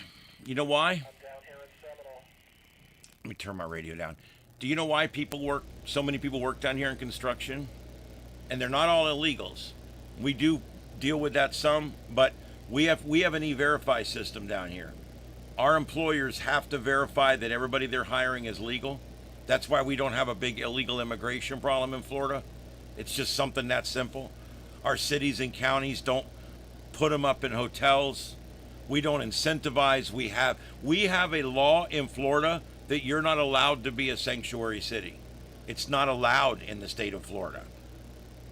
So it's just a completely different idea down here.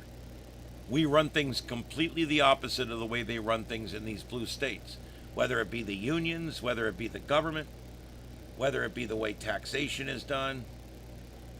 We run things completely differently here. And I like the way we run things here. It's cheaper here. You know, if you had a huge paycheck and you worked a great job and you were making $100,000 a year in New York and you just retired, why would you stay in New York? You can get a house down here for a third of what you could sell your house down there and get one down here twice as big and still save some money. Number two, every month when you get your dispersion for your retirement, you get to keep everything except what the federal government keeps. You literally get to keep everything except what the Fed keeps.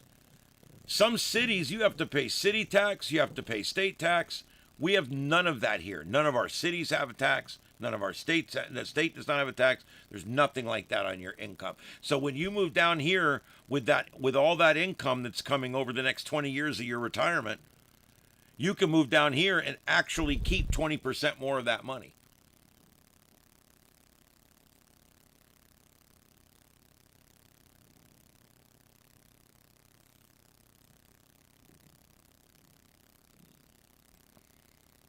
That's fine, lead, and you can work in either place. But when you come down and work in Paradise, things are a lot cheaper down here. When you work in Illinois, you're paying, I believe, a state income tax, what, 5, 6, 7%? So you got to take that right off the top. So, you know, if you're making $67 an hour, you got to immediately pull 5% right off of that. And then every tax you pay up there is more. Your property tax is more. You have actually more types of taxes up there. You know, I got my license renewed just recently. It was $46. Some of these states are charging $250 now to renew your driver's license. It's crazy what these blue states are doing.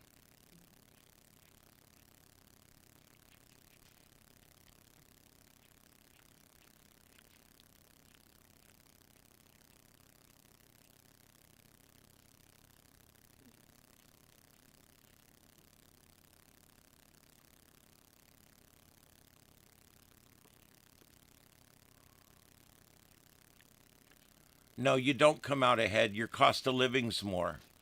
That's what I'm saying. You don't come out ahead. You don't. And besides that, you could live in Illinois and deal with the snow 6 months out of the year and the harsh weather and everything else. Or you can live in Paradise and go sit on the beach when you get off work at night. You know, you've got that too.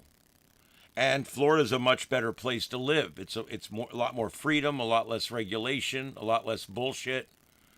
You know, a much better place to better schools for your children. We have funded school choice down here. You're not going to beat that. You can take the almost $9,000 that the state was going to spend on your child this year, and you can take that to any school you want, secular, non-secular, public, private. You tell the state where you want your child to go, they send the money. I mean, you can't beat that.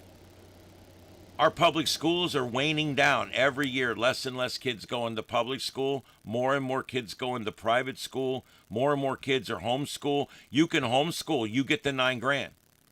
You can homeschool. If you qualify and you're doing everything right and you submit the reports, you get the $9,000. They're giving it's the money that goes to the money follows the child now. Wherever the child goes to school that year gets the $9,000. I'm saying nine. It's like $8,700 or whatever. So there you go. We have it's a much better education system than a lot of these blue states, where they literally have a system that almost forces you to go to public school, and then when you go to public school, it's a failing school.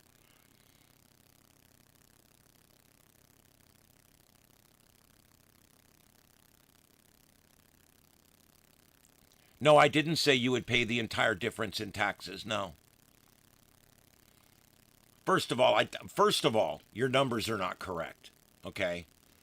I'm sure someone here in one of those trades would make more than $28 an hour.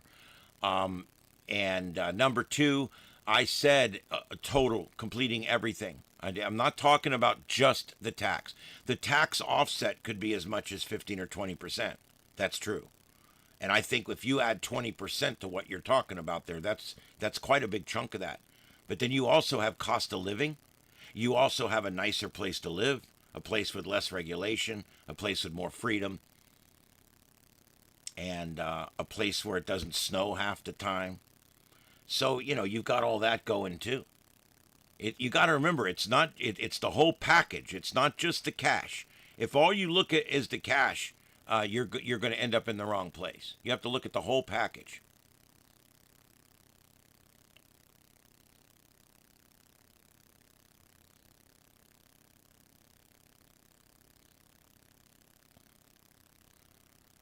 Yeah, I don't, the last thing a troll wants is someone that will confront them with the truth.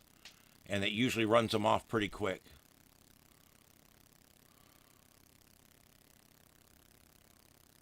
I find that most leftists are, like Lead and I, we may not agree on a lot, but he's not a big wild leftist. I've come to believe that, I think I know, Lead, I think I know where you're at, and you're around the circle somewhere, but I understand I don't think you're a leftist. And that's the difference. And I think when you look at these leftists that come in here, they're not prepared. You're prepared. You give me a good argument. I respect you for that.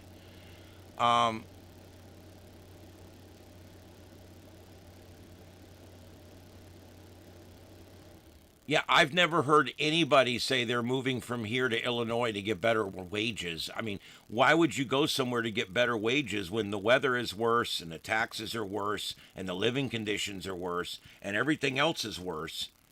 You know, I don't know. I don't know why you would do that. I certainly wouldn't be what I would do.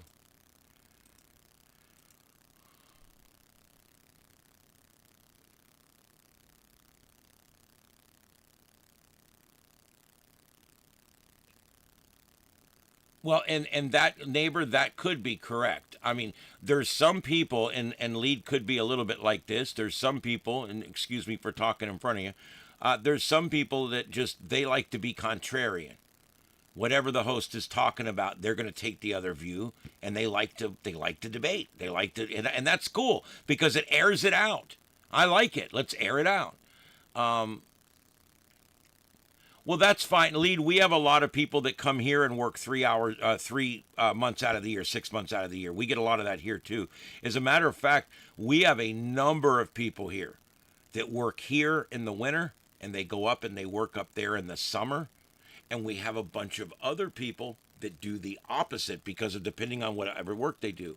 A lot of people go up and work up north during the winter because that's when the work is done because there's no tourists going on or whatever.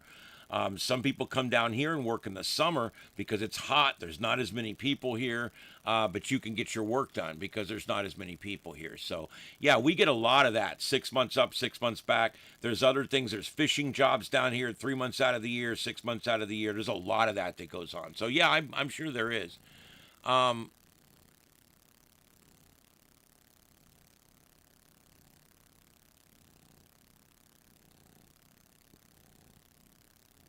Well, unemployment is based on whatever your last so many paychecks was. So that would all just depend on whoever we're talking about.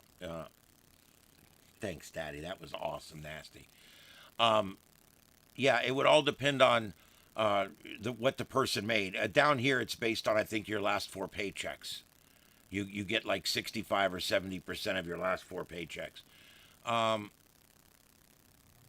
Yeah, there's trust me. I don't know. If people want to go up there and stay temporarily so they can make some quick money, I'm sure people do that. But people are not moving out of Florida to go live in Illinois right now. As a matter of fact, we have a real hard time right now. Every day, every single day, 7 days a week, U-Haul is flying down 50 people a day. They fly into all the different airports and they get an Uber to a U-Haul somewhere in Florida. They go there and they load up a truck with another truck on the back with two of the car carriers in the back and maybe a trailer, and they load all this shit up. They also have guys driving the big trucks that come down and get the trailers.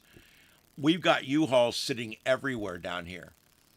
They're literally sitting everywhere down here. It's crazy. And so, that shows you right there, what you're dealing with basically. We can't even get rid of these U-Hauls. There's so many of them.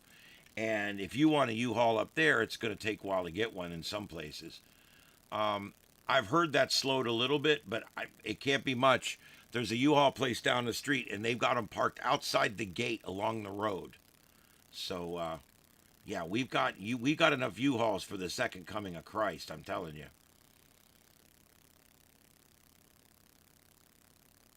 Okay, there's the Portland protest. Oh, Christ. Yeah, they're doing it's upright format. God bless it. I hate people that use upright format. It makes me all I see is road and sky and very little of what's actually going on in the world. Stupid idiots. I don't know who would use upright format. I just don't understand it. Anyway, I kind of make it into the other format, kind of, by doing a little bit of editing, a little bit of scrunching. There we go. That's about as close as I can get it. But we've got a dancing frog. And is that a bagpipe player from Canada? I'm not sure who that is.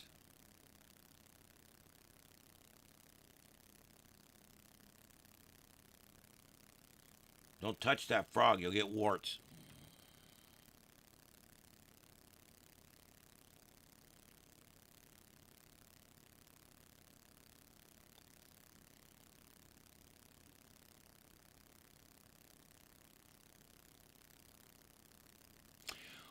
Well, Alid, that's the free markets take care of that. When they build these big centers, they will pay people whatever it takes to get the right people there. The money will be there, so that's what makes wages go up. See, you can make wages go up artificially with unions and with strikes and with all that, or you can make wages go up naturally, or what they call organically. And how you do that is by creating a need for more employees. When you have a need for more employees, the salaries go up, and the new people they're hiring are getting higher salaries. And so this is a good thing. You want that. And then as the pay comes up, more and more people want to work. You get better and better employees, and things improve. And all you had to do was give them $2 or $3, $4 more an hour. That's why all these illegals, they're taking all the jobs that people down here won't do. That's complete bullshit. There's someone in this country already, whether they're naturalized, whether they're a born citizen, whether they're here on a work visa, whatever legal means they're here, the legal ones, there's enough people here right now to do all the jobs. And if you offer just a few more dollars an hour, you'll get more people that are interested. See, that's what the leftists don't understand. If you want wages to go up, you have to quit flushing the job market with cheap labor. And what it does is you can eventually, organically, you can make wages go up by slightly increasing the demand for good employees. And so that's the way to do it. Anyway, yes, neighbor, you are correct. That's what they're looking at right now. They've already broke ground, I think, on a couple of different smaller. They're looking at how they're going to do it, because you can build a big old power plant. I mean, looking at the money they're spending on these things, it's not that much money. You can build a big old power plant and then keep building buildings and just keep building onto your power plant. You know, build second generators, whatever. And you can actually make these power plants, whether you're running it on gas, whether you're running it, you can run a hybrid system where you've got some solar maybe. I'm not totally against solar as long as you're doing it properly and you're only running a certain percentage of it.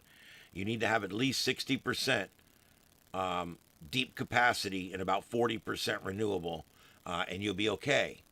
But if you get like they are over in Greece, where 90% is renewable, then all it takes is any kind of event to make it go crashing down, like we've already seen.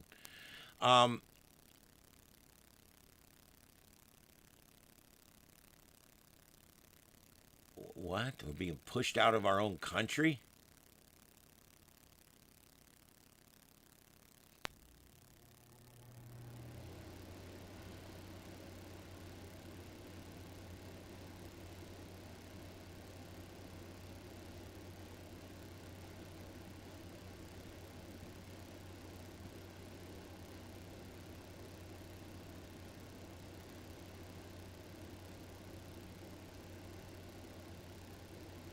Yeah, solar's not there, dude.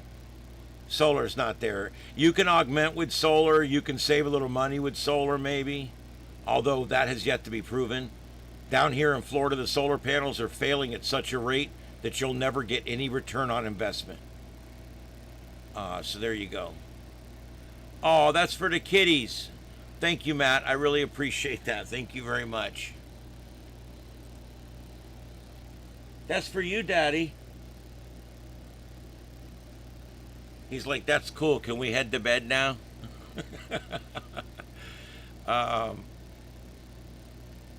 Yeah, solar. Look, I'm not anti-solar. I think we pushed it too soon. We're not quite there yet.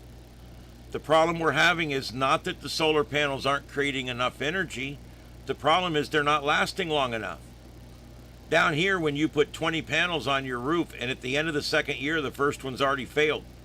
At the end of the third year, you've got another one going bad. At the end of the fourth year, maybe fifth year, you've got two more going bad. And every time you have to replace one, that comes off of your return on investment. And pretty soon, 20 years has gone by, the entire system isn't worth anything anymore. And you've got all these half worn out panels, and you're done. It's over with, and you've lost money over the years. You have not gained money. Our power company's only buying back electricity, I think, at 40 cents on the dollar. So you're not going to make any money selling power back to your power company, because then you turn around and use it at night, and they're going to charge you crazy money. The only place I think that solar panels would still be good is on like a data center, where you can put them on the roof. They actually will help keep the building a little cooler. They'll provide electricity that you can augment with your own power plant. No, I think that's great. Lead, I disagree. I don't think that solar is growing that fast. In fact, do you know watts per square foot have not gone up much at all over the last 25 years? I had a solar panel back in 1978. I had a solar panel and a little motor. This is not new technology. It's been around for 60 years, and we still can't. And again, there's two things: getting enough energy out of it, and then making it last long enough to return its investment to you. And it's almost able to do number one. It is not able to do number two. We've got people down here pushing this solar, and we've got groups starting up now fighting it, because I know a guy in the Cape that he's a big Tesla guy, and he put this Tesla system on his roof, and they came out and they stuck all these solar panels on his roof. And the very first thing that happened, 2 days later, a big storm comes through, and his house leaks like a sieve. 5 or 6 different leaks, ceiling coming in. It was crazy. Then they get that all fixed up. They fix his roof. They have to fix the inside of his house. He has to threaten to sue. They don't really fix it back perfectly. It really sucks.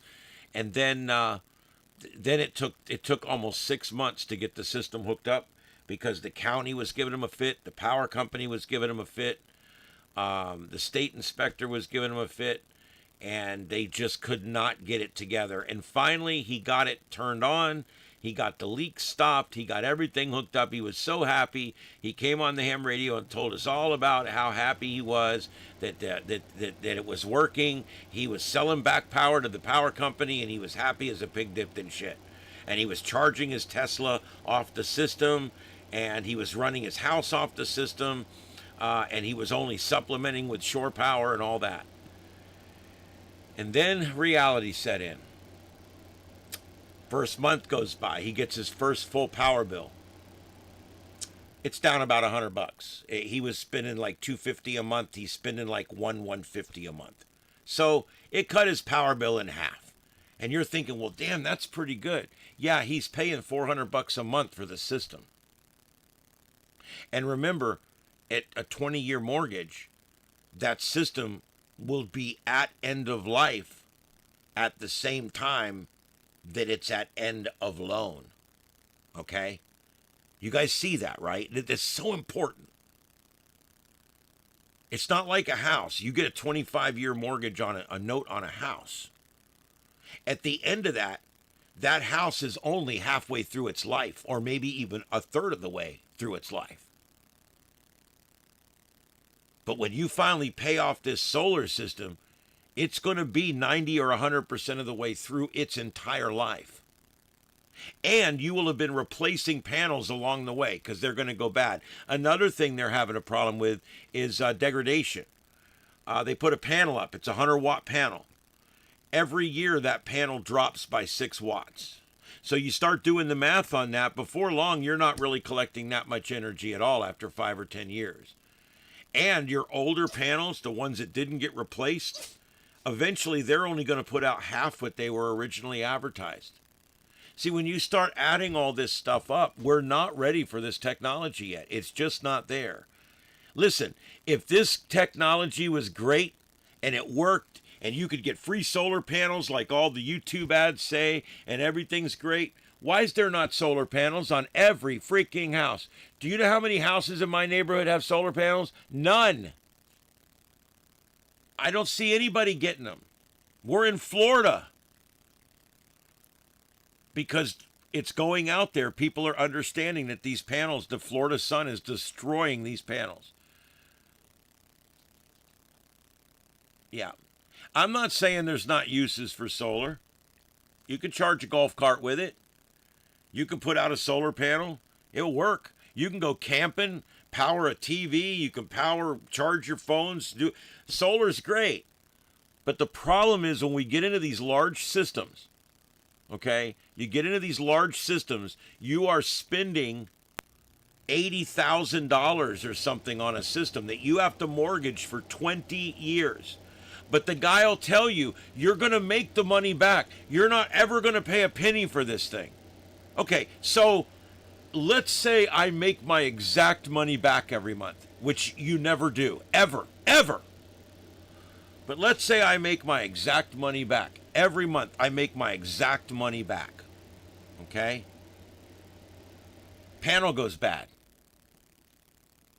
That comes out of your pocket.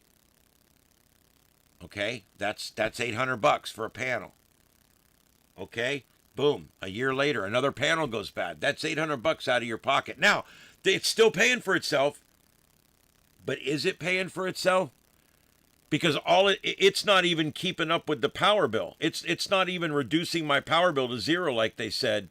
And now every year I'm spending $800 on a new solar panel. Okay? And so what ends up happening is you're spending all this money to keep a system online that's not saving you any money. You're not saving any money. And then the whammy comes at the end. When you make your last payment, that system's probably already not working. It's already junk. And you're making your last payment on it. You got screwed. You got totally screwed. I know two people that have gone through this. Only one of them had the leaky roof, though. But they've both gone through the exact same scenario with the exception of the leaky roof. The other guy's team seemed to put his on the roof better. Yeah. So my whole thing on solar is we're not there. We're not there. When you get to a place like Florida or Arizona where it makes perfect sense to have solar, the sun in those places destroy these panels. So it just doesn't work. All right, I wanted to mention something else here that somebody brought up. Let's see. Windows 12 is going to be worse than Windows 11. Deploribus. I've already read one article from one of these tech geeks that I follow, and he says that that 10 may be the last version of Windows that many of us use. He said that 12 is going to require some kind of paid account with Microsoft, and there's going to be look, everything I read in this article scared the shit out of me, and I'm like, you know what, I'm not going anywhere near 11 or 12. I've got a laptop that it's in my bag. I don't even have it out right now because it's such a pain in the ass. I don't even look at it anymore. It's very hard to broadcast with it. It fails on me all the time. I hate Windows 11. I hate Windows 11. And I don't expect 12 to be any better. I'm going to continue to use this version of Windows 10 into the future. Whatever. I'm just being very careful with it.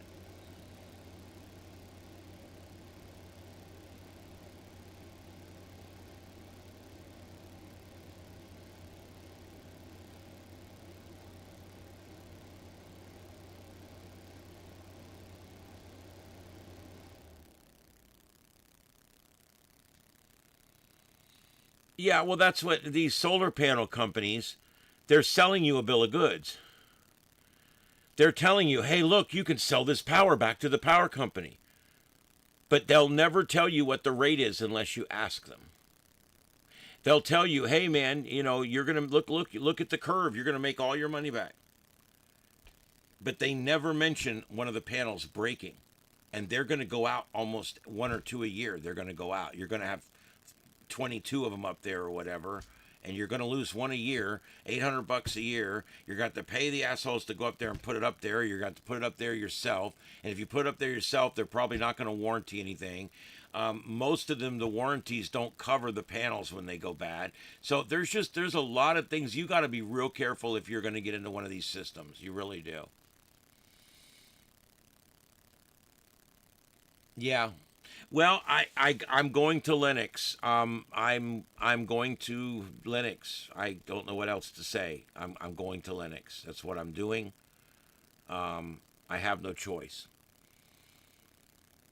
I'm going to start with I've already got one Linux machine right here, and it works great. It'll broadcast for 40 days straight, no problem. I got another 1, 2, 3, 4, 5, 6, 7 HP Windows thin clients. They're all Windows 10, and I'm going to go and I'm going to do them probably 2 at a time. And I'm literally going to put I'm going to take Windows completely out of them, and I'm not going to dual boot them or nothing. I'm taking Windows out, and I'm putting nothing but Linux in there. And then I'm going to get a big hard drive for this one, and I'm going to dual boot this one. I want to dual boot it for a while, so I still have Windows. But once I get it dual booted, then I can boot in as Linux, and I can run this thing on Linux. This broadcast, I could put up, I'm not exaggerating with my system, I could easily put up 30 different windows playing all at the same time if I'm using Linux. With Windows, it's just too restrictive.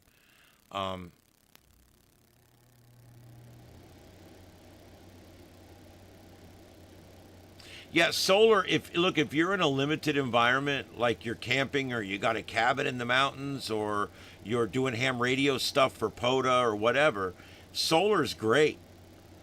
I'm talking about permanent structures involving solar. You know, all these big solar fields that you see. There's one up in Georgia, right? They had a big hailstorm. It took out almost a half of the panels. Broke them, smashed them.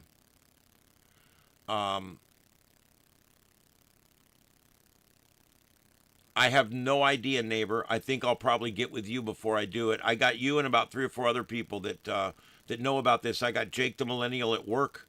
I got Joseph, who's quite literally the smartest person I know, and I've got all these people. I'm going to, but yeah, I think it's gonna probably be Ubuntu. I'm pretty sure. I hear there's a new version out that I don't know if it's Ubuntu or some other kind of Linux. I don't know, but it's the closest one yet to Windows 10. It actually has much of the functionality like Windows 10.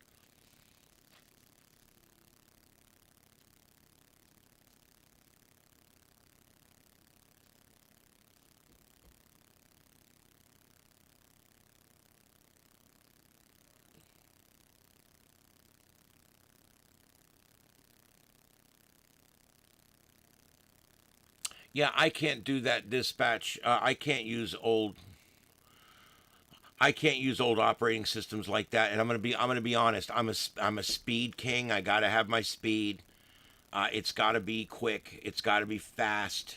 I'm running a Ryzen 9 wide open on this thing, and I'm running on the fastest gaming board I could buy. And everything in here is the fastest bus rates I could get. And the reason is because I'm doing all this, but also when I click a window, it opens instantly. There's no delay, there's no lag, it's just instant. And that's what I need. That's how I do it. So I can't, no matter what you do with XP, you're never going to get it to be quick like that. As much as I love that XP, I like to pull mine up on my virtual machine sometimes just so I can hear da-na-na-na. But anyway.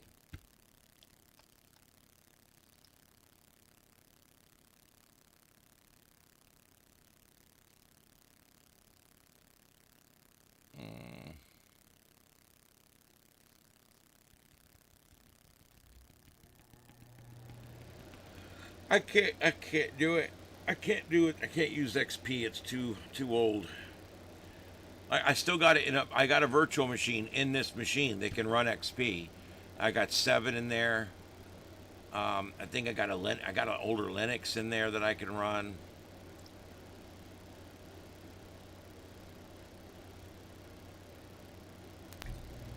Windows 10 was a good version. I mean, guys, I like it. I mean, Windows 10 was a good version. But I think it's the last version.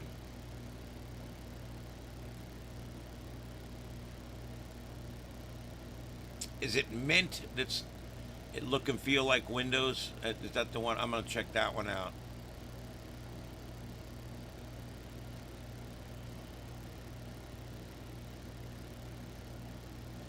Yeah, there you go, neighbor. I'll probably still do it every now and then, but yeah, it's amazing.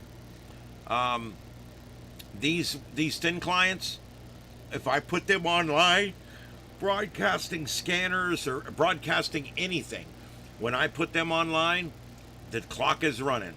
12, 24, maybe 36 hours later, it locks up, it freezes up, it starts broadcasting a frozen stream for 3 hours, whatever. Um, yeah, I can't do that. I need to have it to where they all work all the time, and I put them up and they stay up. That's what I need, period. So that's kind of what I'm looking for. Yeah, well, see, the first thing I do when I get a computer, and I did this with my 11 machine, the first thing I do when I get a computer is I do not connect it to the internet. I immediately go in the computer and I go through, there's a 7-step process to turn off updates, including firewalling Microsoft, including turning off the update program. You go into the, I can't think of the name of it. H key machine. You guys know what I'm talking about. You go in there, I can't remember, you change the value in there and you literally force it off. And I do all that, and then once I'm done with all of that, then I plug it into the internet and I establish the internet connection. And then from that point on, it can't do anything. Now it will still try to download updates. This computer here still downloads updates. I bet you if I go in there right now, I've even got it pinned on my quick access. Yep, there's a couple files in there that were downloaded 2 days ago. How big is this one? It's 1 gigabyte. So I just delete. I delete everything out. If you guys want to see if there's any updates you can get rid of, or you don't want your updates, the folder you're looking for is your C drive, Windows, software distribution, and then download.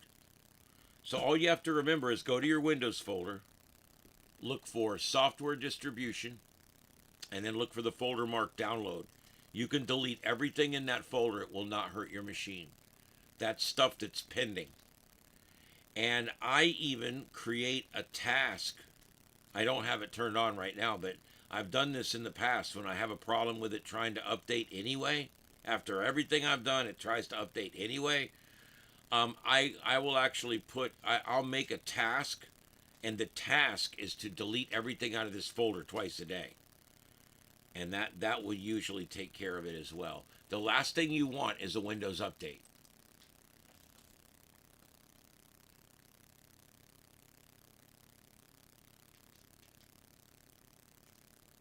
All right, I'll write that one down too, William.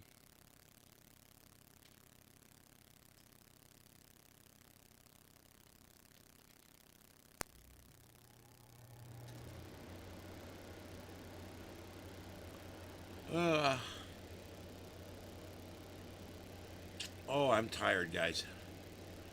I think I'm getting ready to call it.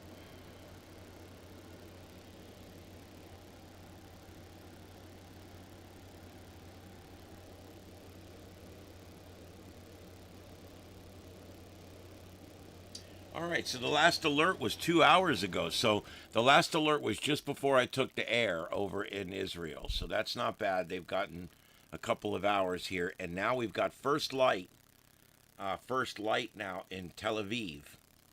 So they've made it through another long night in the Middle East. I just want you guys to take 1 minute and think what it must be like to live in Israel and be completely surrounded by douchebags that want to kill you. Put it in that perspective and think about it for a minute. Millennium ME was one of the worst.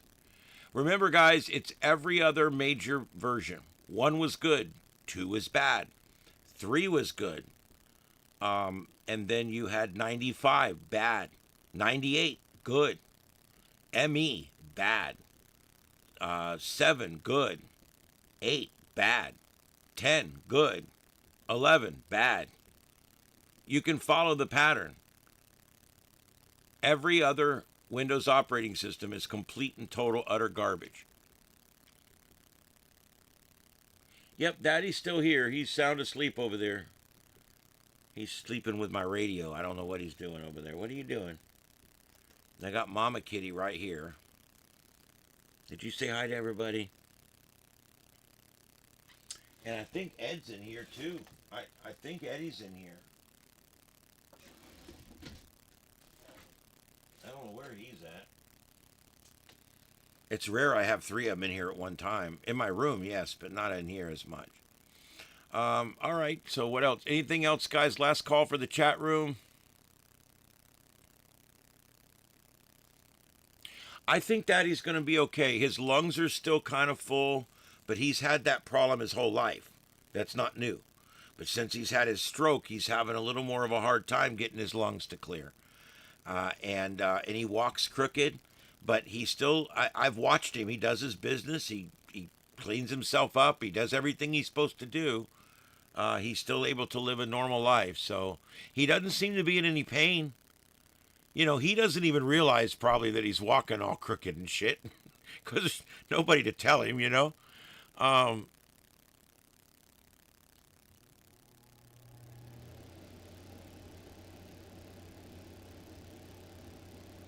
right, that's actually my opener. That's my main song.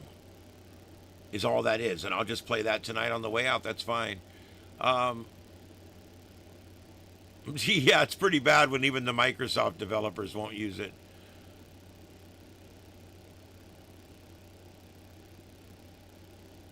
All right. Yeah, it doesn't have any words, really. It just says Sights and Sounds of Earth about 15 times. That's it. But I didn't want some corny, campy, cheesy... It's the Sights and Sounds of Earth. It's the Sights and Sounds of Earth. I just didn't... I even tried making a few songs for the show, and they just... Yeah, nah. But this one came out good because it's not lyric heavy. It's a nice song.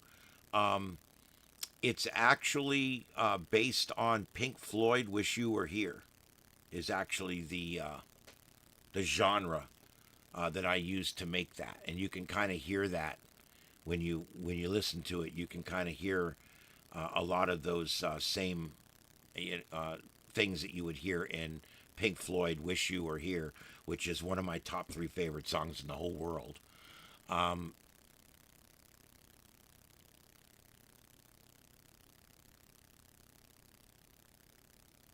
Today's the 23rd anniversary of the Iraq War.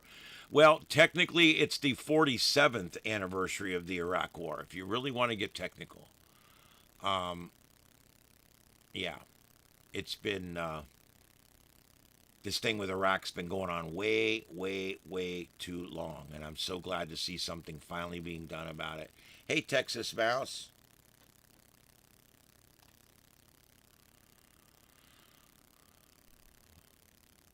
I do agree we have short memories. That's true. Matter of fact, leftists seem to have extremely short memories. Let's try socialism again. Maybe it'll work this time. I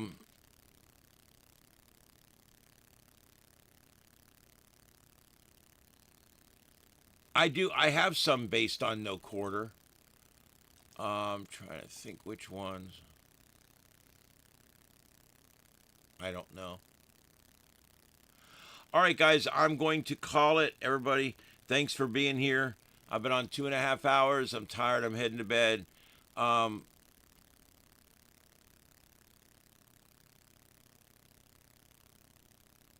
Yes, they're obviously not the same country.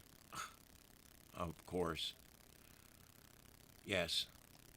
Yes, Iran has fought everybody in the region at least once. They're the number one sponsor of terror globally.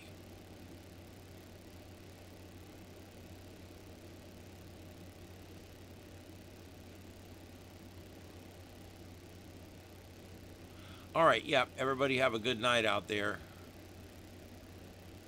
Yep, we'll see you guys later. All right, everybody, my name's Ian. This is the Sights and Sounds of Earth right here on Starship Adventures. And we will see you guys next time, tomorrow night, 9 p.m. Eastern. We'll see you then. 7-3s, everybody. Have a good night.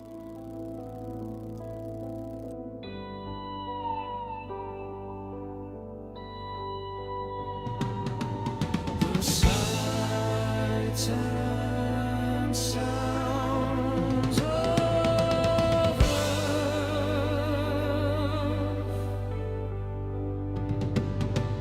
The sights and sounds of Earth.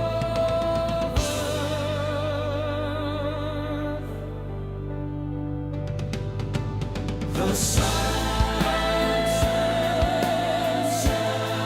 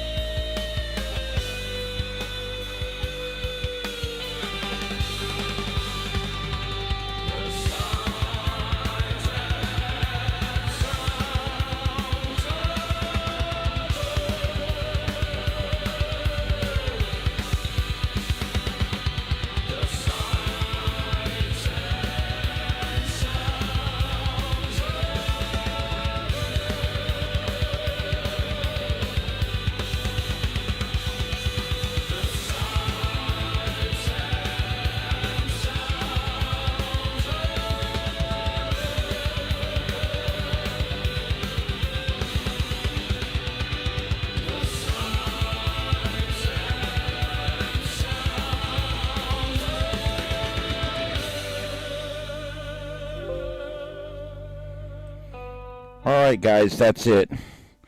This is Starship Adventures, and this does conclude our broadcast day. Thank you, everybody, for joining us tonight. It's been my pleasure to be your host. My name's Ian. This is the Sights and Sounds of Earth on Starship Adventures, broadcasting worldwide on YouTube, the world's largest broadcast platform. We'll see you tomorrow night, 9 p.m. Eastern, right here on the Sights and Sounds of Earth on Starship Adventures. Good night, everybody. Have a safe tomorrow. 7-3s. QSY. KO4 EFS clear.